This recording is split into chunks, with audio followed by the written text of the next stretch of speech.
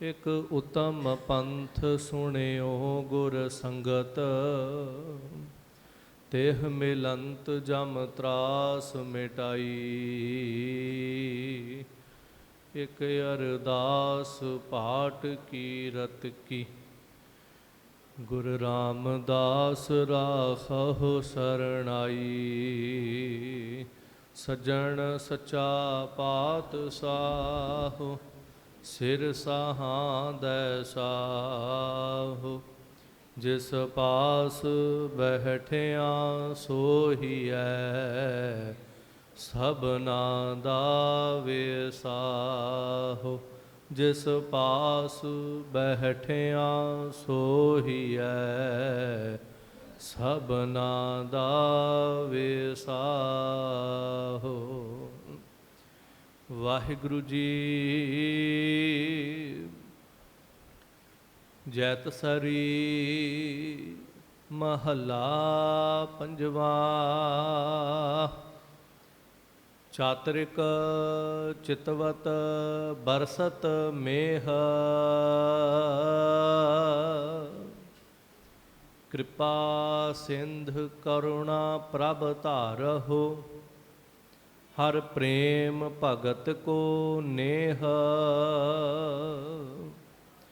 ਚਾਤ੍ਰਿਕ ਚਿਤਵਤ ਬਰਸਤ ਮੇਹ।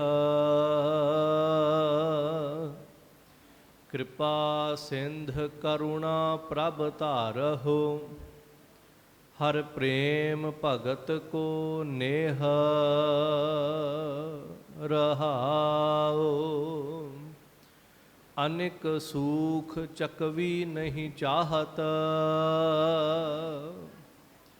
ਆਨੰਦ ਪੂਰਨ ਪੇਖ ਦੇਹ। ਆਨ ਉਪਾਵ ਨਾ ਜੀਵਤ ਮੀਨਾ, ਬਿਨ ਜਲ ਮਰਨਾ ਤੇਹ। ਹਮ ਅਨਾਥ ਨਾਥ ਹਰ ਸਰਣੀ, ਆਪਣੀ ਕਿਰਪਾ ਕਰੇਹ। ਚਰਨ ਕਮਲ ਨਾਨਕ ਆਰਾਧੈ, ਤਿਸ ਬਿਨ ਆਨ ਨਾ ਕੇਹ।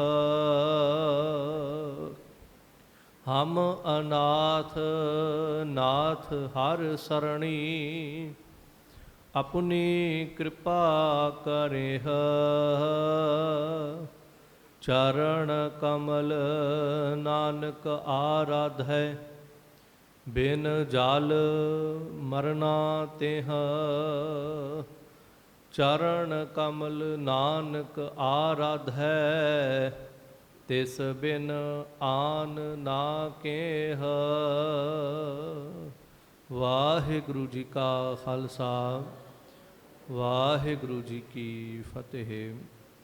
ਗਰੀਬ ਨਵਾਜ ਸ਼ਹਿਨਸ਼ਾਹ, ਚਵਰ ਛਤਰ ਤਖਤ ਦੇ ਮਾਲਕ, ਨਿਮਾਣਿਆਂ ਦੇ ਮਾਣ ਨਿਤਾਣਿਆਂ ਦੇ ਤਾਨ, ਕਿਰਪਾਲੂ ਦਿਆਲੂ ਸਰਬ ਕਲਾ ਸਮਰੱਥ ਸ਼ਹਿਨਸ਼ਾਹ ਪਾਤਸ਼ਾਹ ਧੰਨ ਗੁਰੂ ਗੁਰੂ ਗ੍ਰੰਥ ਸਾਹਿਬ ਜੀ, ਮਾਲਕ ਰਹਿਬਰ ਦੀ ਪਾਵਨ ਨਿੱਘੀ ਗੋਦ ਅੰਦਰ ਸਰੀਰ ਕਰਕੇ ਸੁਰਤ ਕਰਕੇ ਮੌਸਮ ਦਾ ਮੁਕਾਬਲਾ ਕਰਦਿਆਂ ਹੋਇਆ, ਨੀਂਦਰ ਆਲਸ ਆਦਿ ਦਾ ਤਿਆਗ ਕਰਦਿਆਂ ਹੋਇਆ, ਸਾਹਿਬ ਸਤਿਗੁਰੂ ਧੰਨ ਗੁਰੂ ਗੁਰੂ ਗੋਬਿੰਦ ਸਿੰਘ ਸਾਹਿਬ ਮਹਾਰਾਜ ਜੀ ਦੇ ਇਸ ਮਹਾਨ ਨਿਵਾਜੇ ਹੋਏ ਪਾਵਨ ਅਸਥਾਨ ਗੁਰਦੁਆਰਾ ਸ਼੍ਰੀ ਬਾਲ ਲੀਲਾ ਸਾਹਿਬ ਮੈਣੀ ਸੰਗਤ ਜੀ ਸਾਹਿਬ ਵਿਖੇ ਹਜੂਰ ਪਾਤਸ਼ਾਹ ਦੀ ਪਾਵਨ ਨਿੱਘੀ ਗੋਦ ਅੰਦਰ ਅਤੇ ਗੁਰ ਕਲਗੀਧਰ ਪਾਤਸ਼ਾਹ ਦੇ ਧਰਮ ਮਾਤ ਮਾਤਾ ਵਿਸ਼ੰਭਰਾ ਦੇਵੀ ਸਾਹਿਬ ਦੀ ਪਾਵਨ ਗੋਦ ਅੰਦਰ ਬੜੀ ਭਾਵਨਾ ਦੇ ਨਾਲ,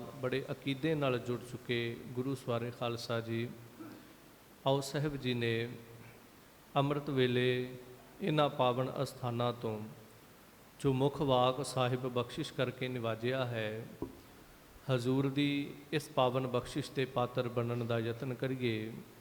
ਅਰਦਾਸ ਕਰੋ, ਸਮਰੱਥ ਮਾਲਕ ਪਾਤਸ਼ਾਹ ਸਾਨੂੰ ਜੀਵਾਂ ਨੂੰ ਮਨ ਬਿਰਤੀਆਂ ਸੁਰਤ ਇੰਦਰੀਆਂ ਦੀ ਇਕਾਗਰਤਾ ਦਿਓ, ਪ੍ਰੇਮ ਭਾਵਨਾ ਪ੍ਰੀਤ ਪ੍ਰਤੀਤ ਦੀ ਦਾਤ ਦਿਓ, कुछ कहण सुनन दा बल बख्शिश करो।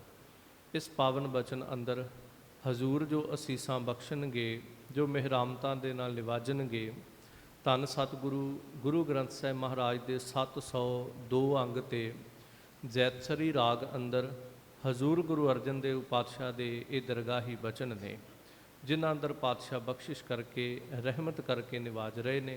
आओ शब्द की प्रारंभता करन तो प्रथम जितने भी जुड़ मिल बैठे हाँ, प्यार सहित एक दफ़ा भावना नाल उचारण करो और आखो जी सतनाम श्री वाहे गुरु साहिब जी। जैतसरी महला पंजवा। हजूर गुरु अर्जन देव पातशाह जी इस मुबारक बचन के अंदर तीन विषय जिहड़े ने, जिवें आपां संसार के उत्ते कह लीए तीन समझाउण दे तरीके जिहड़े ने महाराज ने बख्शिश कीते ने। पहली इस मुबारक पंक्ति विच हजूर ने चातरिक की गल कीती, बंबीहे की गल कीती है। दूसरे पावन पदे दे अंदर हजूर ने चकवी की गल कीती है, जो एक पंछी है। अते तीसरे थां ते महाराज ने मच्छी की गल कीती है, जो एक पानी विच रहन वाला जीव है। इन्हां तिन्नां की गल करके चौथे थां ते जाके महाराज करते परमेश्वर अगे एक तरला लेंदे ने, ए हजूर पातशाह जिवें ये जीव ने उस तरह असीं भी तेरे जीव हाँ, पर इन्हां दे विच ते साडे विच फर्क केवल इन्ना है कि ये जिन्हां जिन्हां चीज़ां दे नाल प्रेम करदे ने ये उन्हां तो बिना रह नहीं सकते। पर असी साडे विच ये फर्क है, असी जे पहली गल तो तैनूं प्रेम करते नहीं, जे असी संसार च कह भी दईए कि असी महाराज नूं बड़ा प्रेम करते हैं, पर असी तेरे तो दूर रहीए जां तेरे कोल ना आईए जां तेरा प्रेम सानूं ना कदे कदाई प्राप्त होवे तां सानूं फर्क बहुता नहीं पैंदा। बड़ा मोटा पैंदा होएगा, बहुता फर्क नहीं सानूं पैंदा। पर साडे नालों ये तीन जिन्हां दी गल कीती महाराज कहंदे बड़े भले ने। फिर है पातशाह जी तेरे चरनां 'च साडी इक्को एक अरदास है कि सानू भी इन्हां वाला प्रेम दे, सानू भी इन्हां वाली एक खिच दे, साडे अंदर भी वो स्नेह वो भावना पैदा होवे कि जिवें ये अपने प्रेम स्रोत तो बिना रह नहीं सकते, असीं भी तेरे बिना रह ना सकीए, साडे अंदर वो खिच पैदा होवे। तो खैर पातशाह जी पहलियां रहाऊ दियां पंक्तियां 'च किरपा करते हैं। चातरिक चितवत बरसत मेह, जिहड़ा बंबीहा है वो हर वेले चितवदा है। इंज कह लो अरदासां ने बंबीहे दियां, दिन रात ये अरदासां ने। बंबीहा बिनती करे कर किरपा जेहो देहो जी दान, कि ए अकाल पुरख परमेश्वर तेरे चरनां 'च मेरी एक अरदास है, वो यही है कि मैनू जी दान दे। तो जी दान का भाव ये नहीं कि वह मरिया पिया, क्योंकि वो जिउंदा जागदा है, साह लै रहा है, ताई तो वह अरदास करदा पिया। तो वह कहता भी मेरी अरदास यही है कि जल तो बिना उस सवांती बूंद तो बिना मैं रह नहीं पावांगा, तो छुटक जाहे मेरे प्राण, मेरी जिंद जिहड़ी उस सवांती बूंद बिना निकल जाएगी। तो इत्थे हजूर पातशाह कहंदे चातरिक चितवत बरसत मेह। बंबीहे नूं कदी पुछो भी तैनूं होर इन्ना पानी संसार दे उत्ते है, वेख किड्डे किड्डे समुंदर ने, किन्नियां वड्डियां इस धरती ते नदियां वहिंदियां पईयां ने, कित्थों चलदियां ने ते कित्थे जा कलकत्ते आदिक विच डिगदियां समुंदर विच जाके। किन्ना कुछ है संसार दे उत्ते, सरोवर ने, पानी दे तलाऽ ने, नहरां ने, खूह ने, इन्ना कुछ हुंदियां होइयां तूं कवें मैं प्यासा मरदा, तो फिर तो तेरे ते सोचना पवेगा, तेरे ते हासा आउंदा भी इन्ना पानी हुंदियां आ, इन्ना मीह भी पै रहा, तू तां भी प्यासा मर रहा। वो कहेगा कि मैं जिस सवांती बूंद नूं चाहुंदा वां ना, मेरी प्यास केवल उहदे नाल ही बुझेगी। तो दूसरी गल ये है कि पानी जिन्ना मर्जी होवे, मैं उस सवांती बूंद तो बिना दूजा पानी जिहड़ा ग्रहण नहीं करांगा। जिवें संसार विच कई लोकां दा भी सुभाव हो जांदा है, वो कहंदे भी असीं केवल जिहड़ा बोतल वाला पानी है असीं केवल उही पीने आ, जो मर्जी हो जाए, भावें जान निकलन ते आ जाए, पर असीं उही पानी पीना। असीं दुनिया 'च जिथे मर्जी चले जाइए असीं उही पानी पीना है, जिवें मनुखी मन का सुभाव हो जाता है। तो उस बंबीहे का एक कारण है बड़ा वड्डा। देखो आपां बंबीहे बारे बड़ी बार सुनते हैं, पर उहदा एक कारण भी है। ਜੇ ਤੁਸੀਂ ਉਹਨੂੰ ਧੱਕੇ ਨਾਲ ਫੜ ਕੇ ਕਹੋ ਵੀ ਲੈ ਤੇਰੇ ਸਾਹਮਣੇ ਪਾਣੀ ਦਾ ਕੋਈ ਭਾਂਡਾ ਰੱਖਿਆ ਤੇ ਚੋਂ ਪਾਣੀ ਪੀ, ਉਹ ਪੀ ਵੀ ਨਹੀਂ ਸਕੇਗਾ। ਜੇ ਤੁਸੀਂ ਉਹਦੀ ਚੁੰਝ ਡਬੋ ਵੀ ਦਿਓਗੇ ਨਾ, ਉਹਦਾ ਮੂੰਹ ਥੱਲੇ ਕਰ ਵੀ ਦਿਓਗੇ, ਉਹਦੇ ਗਲੇ ਦੇ ਵਿੱਚ ਕੁਦਰਤੀ ਤੌਰ ਤੇ ਇੱਕ ਛੇਕ ਹੈ, ਇੱਕ ਸੁਰਾਖ ਹੈ। ਉਹ ਜਦੋਂ ਪਾਣੀ ਪੀਵੇਗਾ ਤੇ ਉਹ ਸੁਰਾਖ ਦੇ ਨਾਲ ਪਾਣੀ ਗਲੇ 'ਚੋਂ ਥੱਲੇ ਡਿੱਗ ਪਏਗਾ, ਪਾਣੀ ਅਗਾਂਹ ਜਾਏਗਾ ਨਹੀਂ, ਕਿਉਂਕਿ ਪਾਣੀ ਮੂੰਹ ਨੀਵਾਂ ਕਰਕੇ ਪੀਣਾ ਪੈਣਾ। ਉਹ ਜਦੋਂ ਆਪਣੇ ਆਪ ਪਾਣੀ ਪੀਂਦਾ ਹੈ ਤਾਂ ਉਹ ਪਾਣੀ ਉਹਦੇ ਗਲੇ ਵਿੱਚੋਂ ਥੱਲੇ ਡਿੱਗਦਾ, ਅੰਦਰ ਜਾਏਗਾ ਨਹੀਂ। ਪਰ ਜਦੋਂ ਆਕਾਸ਼ ਵਿੱਚੋਂ ਬਰਖਾ ਹੁੰਦੀ, ਮੀਂਹ ਪੈਂਦਾ, ਉਹ ਫਿਰ ਆਪਣਾ ਮੂੰਹ ਜਿਹੜਾ ਉਤਾਂਹ ਨੂੰ ਕਰਦਾ, ਆਪਣੀ ਚੁੰਝ ਨੂੰ ਖੋਲ੍ਹਦਾ, ਤੇ ਉਦੋਂ ਫਿਰ ਸਵਾਂਤੀ ਬੂੰਦ ਜਿਹੜੀ ਡਿੱਗਦੀ ਹੈ ਉਹ ਫਿਰ ਉਹ ਸੁਰਾਖ ਤੱਕ ਨਹੀਂ ਪਹੁੰਚਦੀ, ਉਹ ਸਿੱਧੀ ਉਹਦੇ ਕੰਠ ਦੇ ਵਿੱਚ ਦੀ ਹੋ ਕੇ ਸਿੱਧੀ ਅਗਾਂਹ ਡਿੱਗਦੀ ਜਾ ਕੇ, ਤਾਂ ਕਿ ਉਹਦੇ ਕੰਠ ਵਿੱਚੋਂ, ਉਹਦੇ ਗਲੇ ਵਿੱਚੋਂ ਬਾਹਰ ਨਾ ਡਿੱਗ ਸਕੇ। ਇਸ ਲਈ ਉਹ ਦਿਨ ਰਾਤ ਉਸ ਮੀਂਹ ਨੂੰ ਚਾਹੁੰਦਾ ਹੈ ਕਿ ਇਹ ਪਰਮੇਸ਼ਰ ਮੀਂਹ ਪਾ। ਸਭ ਤੋਂ ਜ਼ਿਆਦਾ ਇਸ ਮੀਂਹ ਦੇ ਵਾਸਤੇ ਭਾਵੇਂ ਲੋਕ ਪੁਕਾਰਾਂ ਕਰਦੇ ਹੋਣ, ਕਿਰਸਾਨ ਵੀ ਪੁਕਾਰ ਕਰਦਾ ਹੈ। ਤੇ ਦੇਖੋ, ਕੋਈ ਵੀ ਚੀਜ਼ ਇਸ ਸ੍ਰਿਸ਼ਟੀ ਦੇ ਉੱਤੇ ਹੈ ਨਾ, ਉਹਨੂੰ ਕੁਝ ਲੋਕਾਂ ਨੂੰ ਉਹਦਾ ਨੁਕਸਾਨ ਵੀ ਹੁੰਦਾ ਹੈ, ਕੁਝ ਲੋਕਾਂ ਨੂੰ ਉਹਦਾ ਫਾਇਦਾ ਵੀ ਹੁੰਦਾ ਹੈ। ਜਿਵੇਂ ਆਮ ਜੀ ਇੱਕ ਗੱਲ ਸਮਝੀਏ ਕਿ ਮੀਂਹ ਪਿਆ, ਹੁਣ ਜਿਹੜੇ ਝੌਂਪੜੀਆਂ ਵਾਲੇ ਹੋਣਗੇ, ਬੜੀ ਮੋਹਲੇ ਧਾਰ ਵਰਖਾ ਹੋਈ, ਤੇ ਜਿਹੜੇ ਛੰਨਾਂ ਵਿੱਚ ਸੜਕਾਂ ਦੇ ਕਿਨਾਰੇ ਤੇ ਆਪਣੇ ਤੇ ਤਰਪਾਲਾਂ ਲੈ ਕੇ ਪਏ ਹੋਏ ਲੋਕ ਨੇ, ਉਹਨਾਂ ਵਾਸਤੇ ਤੇ ਬੜੀ ਦੁਖਦਾਈ ਹੈ। ਤੇ ਜਿਹੜਾ ਕੋਈ ਅਮੀਰ ਹੈ ਤੇ ਉਹ ਬਾਹਰ ਨਿਕਲ ਕੇ ਕਹੇਗਾ ਅੱਜ ਮੌਸਮ ਹੀ ਬੜਾ ਵਧੀਆ, ਉਹਦੇ ਵਾਸਤੇ ਮੌਸਮ ਵਧੀਆ ਤੇ ਉਹਨਾਂ ਵਾਸਤੇ ਵਿਪਤਾ ਬੜੀ ਤਕੜੀ ਹੈ। ਸੋ ਇਹ ਹਰ ਇੱਕ ਚੀਜ਼ ਜਿਹੜੀ ਹੈ ਉਹ ਕਿਸੇ ਲਈ ਦੁਖਦਾਈ ਹੈ, ਕਿਸੇ ਲਈ ਸੁਖਦਾਈ ਹੈ। ਤਾਂ ਇਹ ਜਿਹੜਾ ਵਰਸਣਾ ਹੈ ਨਾ ਬੱਦਲਾਂ ਦਾ, ਚਾਤਰਿਕ ਚਿਤਵਤ, ਉਹ ਕਿਸੇ ਹੋਰ ਚੀਜ਼ ਦੀ ਚਿਤਵਨੀ ਨਹੀਂ ਕਰਦਾ ਕਿ ਮੈਨੂੰ ਫਲਾਣਾ ਪਦਾਰਥ ਮਿਲ ਜਾਏ, ਮੇਰੇ ਖਾਣ ਲਈ ਆ ਜਾਏ, ਜਾਂ ਮੈਨੂੰ ਘੁੰਮਣ ਲਈ ਥਾਂ ਮਿਲ ਜਾਏ, ਜਾਂ ਮੈਨੂੰ ਕੁਝ ਪਹਿਨਣ ਲਈ ਮਿਲ ਜਾਏ। ਕੁਛ ਵੀ ਉਹਦੀ ਡਿਮਾਂਡ ਨਹੀਂ ਹੈ। ਉਹ ਕੇਵਲ ਉਸ ਮੀਂਹ ਨੂੰ ਚਾਹੁੰਦਾ ਹੈ ਤੇ ਉਸ ਮੀਂਹ ਵਿੱਚ ਸਵਾਂਤੀ ਬੂੰਦ ਦੀ ਅਰਦਾਸ ਕਰਦਾ ਹੈ। ਹਜ਼ੂਰ ਇੱਥੇ ਜੋ ਸਾਨੂੰ ਸਮਝਾ ਰਹੇ ਨੇ, ਕਿਰਪਾ ਸਿੰਧ ਕਰੁਣਾ ਪ੍ਰਭ ਧਾਰਹੁ, ਹਰ ਪ੍ਰੇਮ ਭਗਤ ਕੋ ਨੇਹ। ਇਹ ਕਿਰਪਾ ਦੇ ਸਾਗਰ, ਜਿਵੇਂ ਉਹ ਚਾਤਰਿਕ ਜਿਹੜਾ ਹੈ ਸਵਾਂਤੀ ਬੂੰਦ ਨੂੰ ਚਾਹੁੰਦਾ ਹੈ, ਇਸੇ ਤਰ੍ਹਾਂ ਸਾਡੇ ਤੇ ਇੱਕ ਕਿਰਪਾ ਕਰ ਕਿ ਸਾਡੇ ਅੰਦਰ ਤੇਰਾ ਪ੍ਰੇਮ ਪੈਦਾ ਹੋਵੇ, ਸਾਡੇ ਅੰਦਰ ਤੇਰੀ ਭਗਤੀ ਪੈਦਾ ਹੋਵੇ। ਪ੍ਰੇਮ ਭਗਤੀ ਇੱਕ ਆਮ ਭਗਤੀ ਹੈ, ਇੱਕ ਹੁੰਦੀ ਪ੍ਰੇਮਾ ਭਗਤੀ। 9 ਪ੍ਰਕਾਰ ਦੀਆਂ ਭਗਤੀਆਂ ਜਿਹੜੀਆਂ ਭਗਤ ਨਵੇਂ ਪ੍ਰਕਾਰਾ ਸਾਹਿਬਾਨੀ 'ਚ ਕਹਿੰਦੇ ਨੇ, 9 ਪ੍ਰਕਾਰ ਦੀਆਂ ਭਗਤੀਆਂ ਵਿੱਚੋਂ ਬੜੀ ਸ੍ਰੇਸ਼ਟ ਭਗਤੀ ਹੈ ਪ੍ਰੇਮਾ ਭਗਤੀ। ਪ੍ਰੇਮ ਦੇ ਵਿੱਚ ਆ ਕੇ ਭਗਤੀ ਕਰਨੀ। ਵੈਸੇ ਆਪਾਂ ਬੈਠੇ ਹੋਈਏ, ਆਪਾਂ ਵਾਹਿਗੁਰੂ ਵਾਹਿਗੁਰੂ ਵਾਹਿਗੁਰੂ ਦਾ ਜਾਪ ਉਚਾਰਨ ਕਰਦੇ ਹਾਂ, ਭਲਾ ਹੈ, ਪਰ ਪ੍ਰੇਮ ਦੇ ਵਿੱਚ ਜਾ ਕੇ, ਜਿੱਥੇ ਸੰਸਾਰ ਭੁੱਲ ਜਾਣਾ, ਜਿੱਥੇ ਸੰਸਾਰ ਦੇ ਕੰਮ ਭੁੱਲ ਜਾਣੇ, ਇੱਥੋਂ ਤੱਕ ਸੰਸਾਰ ਤੇ ਬੜਾ ਸਾਡੇ ਤੋਂ ਜੁਦਾ ਇੱਕ ਅਲੱਗ ਚੀਜ਼ ਹੈ। ਸਾਨੂੰ ਆਪਣੇ ਇਸ ਸਰੀਰ ਦੀ ਸੁੱਧ ਬੁੱਧ ਭੁੱਲ ਜਾਣੀ, ਮੈਂ ਕਿੱਥੇ ਬੈਠਾ, ਮੈਨੂੰ ਕਿੰਨੀ ਦੇਰ ਹੋ ਗਈ, ਮੈਂ ਕਿੰਨਾ ਚਿਰ ਹੋਰ ਬਹਿਣਾ, ਇੱਕ ਉਸ ਅਵਸਥਾ ਵਿੱਚ ਚਲੇ ਜਾਣਾ ਜਿੱਥੇ ਸਿਮਰਨ ਕਰਦਿਆਂ ਕਰਦਿਆਂ ਸਰੀਰ ਦੀ ਪੀੜਾ ਆਦਿਕ, ਜੇ ਕੋਈ ਦਰਦ ਹੋ ਰਿਹਾ ਹੈ, ਕੋਈ ਸੱਟ ਆਦਿਕ ਲੱਗੀ ਹੈ, ਕੋਈ ਰੋਗ ਆਦਿਕ ਸਰੀਰ ਵਿੱਚ ਹੈ, ਸਿਮਰਨ ਕਰਦਿਆਂ ਕਰਦਿਆਂ ਉਸ ਚੀਜ਼ ਦਾ ਵੀ ਖਿਆਲ ਭੁੱਲ ਜਾਣਾ, ਉੱਥੇ ਜਾ ਕੇ ਇੱਕ ਪ੍ਰੇਮੀ ਦੀ ਅਵਸਥਾ ਬਣਦੀ ਹੈ। ਤਾਂ ਪਾਤਸ਼ਾਹ ਜੀ, ਕਿਰਪਾ ਸਿੰਧ, ਇਹ ਕਿਰਪਾ ਦੇ ਸਾਗਰ, ਕਰੁਣਾ ਪ੍ਰਭ ਧਾਰਹੁ, ਸਾਡੇ ਜੀਵਾਂ ਉੱਤੇ ਇੱਕ ਕਿਰਪਾ ਕਰੋ। ਉਹ ਕੀ? ਹਰ ਪ੍ਰੇਮ ਭਗਤ ਕੋ ਨੇਹ, ਸਾਡੇ ਅੰਦਰ ਤੇਰੀ ਪ੍ਰੇਮਾ ਭਗਤੀ ਪੈਦਾ ਹੋਵੇ, ਤੇ ਉਹ ਇਸ ਤਰ੍ਹਾਂ ਦੀ ਪੈਦਾ ਹੋਵੇ ਕਿ ਹਉ ਰਹਿ ਨਾ ਸਕਾਂ ਬਿਨ ਦੇਖੇ ਪ੍ਰੀਤਮਾ, ਮੈਂ ਨੀਰ ਵਹੇ ਵਹਿ ਚੱਲੈ ਜੀਓ। ਜਦ ਸਾਡੇ ਅੰਦਰ ਉਹ ਭਗਤੀ ਪੈਦਾ ਹੋ ਜਾਏ, ਇੱਕ ਘੜੀ ਨਾ ਮਿਲਤੇ ਤਾਂ ਕਲਯੁਗ ਹੋਤਾ, ਹੁਣ ਕਦ ਮਿਲੀ ਹੈ ਪ੍ਰੇ ਤੁਧ ਭਗਵੰਤਾ, ਮੋਹਿ ਰਹਿਣ ਨਾ ਵਿਹਾਵੈ, ਨੀਂਦ ਨਾ ਆਵੈ, ਬਿਨ ਦੇਖੇ ਗੁਰ ਦਰਬਾਰੇ ਜੀਓ। ਸਾਡੇ ਅੰਦਰ ਉਹ ਭਗਤੀ ਪੈਦਾ ਹੋ ਜਾਵੇ ਕਿ ਤੇਰੇ ਤੋਂ ਬਿਨਾਂ ਸਾਡਾ ਛਿਨ ਵੀ ਜਿਹੜਾ ਉਹ ਨਹੀਂ ਲੰਘ ਸਕਦਾ। ਇਹ ਪਰਮੇਸ਼ਰ ਜੀ ਸਾਡੇ ਤੇ ਉਹ ਕਿਰਪਾ ਕਰੋ, ਰਹਾਓ ਠਹਿਰਾਓ ਦੇ ਕੇ ਕਿਰਪਾ ਕਰ ਦੇ। ਅਨੇਕ ਸੂਖ ਚਕਵੀ ਨਹੀਂ ਚਾਹਤ, ਆਨੰਦ ਪੂਰਨ ਪੇਖ ਦੇਹ। ਜਿਸ ਤਰ੍ਹਾਂ ਚੱਕਵੀ ਦੇ ਅੰਦਰ ਪ੍ਰੇਮ ਹੈ, ਜਦ ਸਾਹਿਬ ਪਾਤਸ਼ਾਹ ਕਹਿੰਦੇ ਉਹਦਾ ਇੱਕ ਸੁਭਾਅ ਹੈ, ਅਨੇਕ ਸੂਖ ਚੱਕਵੀ ਨਹੀਂ ਚਾਹਤ। ਜਿਵੇਂ ਆਪਾਂ ਸੰਸਾਰ ਤੇ ਕਹਿੰਦੇ ਮੈਨੂੰ ਆਹ ਵੀ ਸੁੱਖ ਚਾਹੀਦਾ, ਮੈਨੂੰ ਆਹ ਵੀ ਸੁੱਖ ਚਾਹੀਦਾ। ਕਮਾਲ ਦੀ ਗੱਲ ਹੈ, ਇਹਨਾਂ ਪਸ਼ੂਆਂ ਨੂੰ, ਇਹਨਾਂ ਪੰਛੀਆਂ ਨੂੰ ਕਿਸੇ ਸੁੱਖ ਦੀ ਇਹਨਾਂ ਅੰਦਰ ਅਰਦਾਸ ਨਹੀਂ ਹੈ ਕਿ ਸਾਨੂੰ ਆਹ ਚੀਜ਼ਾਂ ਚਾਹੀਦੀਆਂ ਨੇ। ਬਸ ਇੱਕ ਹੀ ਅਰਦਾਸ ਹੈ ਉਹਨਾਂ ਅੰਦਰ। ਜਦੋਂ ਚੱਕਵੀ ਦੀ ਗੱਲ ਕਰੋਗੇ ਨਾ, ਤੇ ਥੋੜ੍ਹਾ ਜਿਹਾ ਮੈਂ ਇੱਥੇ ਇੱਕ ਜ਼ਿਕਰ ਕਰਾਂ। ਇਤਿਹਾਸ ਅੰਦਰ ਅਸੀਂ ਚੱਕਵੀ ਤੇ ਚੱਕਵੇ ਦਾ ਬੜਾ ਜ਼ਿਕਰ ਪੜ੍ਹਦੇ ਹਾਂ। ਸਾਹਿਬ ਦੀ ਬਾਣੀ ਦੇ ਅੰਦਰ ਬੜਾ ਉਹਦਾ ਜ਼ਿਕਰ ਕੀਤਾ ਹੈ ਕਿ ਚੱਕਵੀ ਸੂਰਜ ਦੇ ਨਾਲ ਵੀ ਪ੍ਰੇਮ ਕਰਦੀ, ਚੱਕਵੇ ਨਾਲ ਵੀ ਪ੍ਰੇਮ ਕਰਦੀ।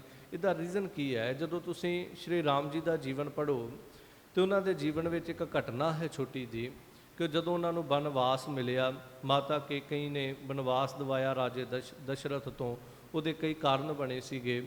ਸੋ ਖੈਰ ਜਦੋਂ ਬਨਵਾਸ ਵਿੱਚ ਗਏ, ਉਹਨਾਂ ਦੀ ਧਰਮ ਪਤਨੀ ਸੀਤਾ ਨਾਲ ਹੈ, ਉਹਨਾਂ ਦਾ ਭਰਾਤਾ ਲਛਮਣ ਨਾਲ ਹੈ, ਬਨਵਾਸ ਵਿੱਚ ਵਿਚਰਦੇ ਪਏ ਜੰਗਲ ਵਿੱਚ।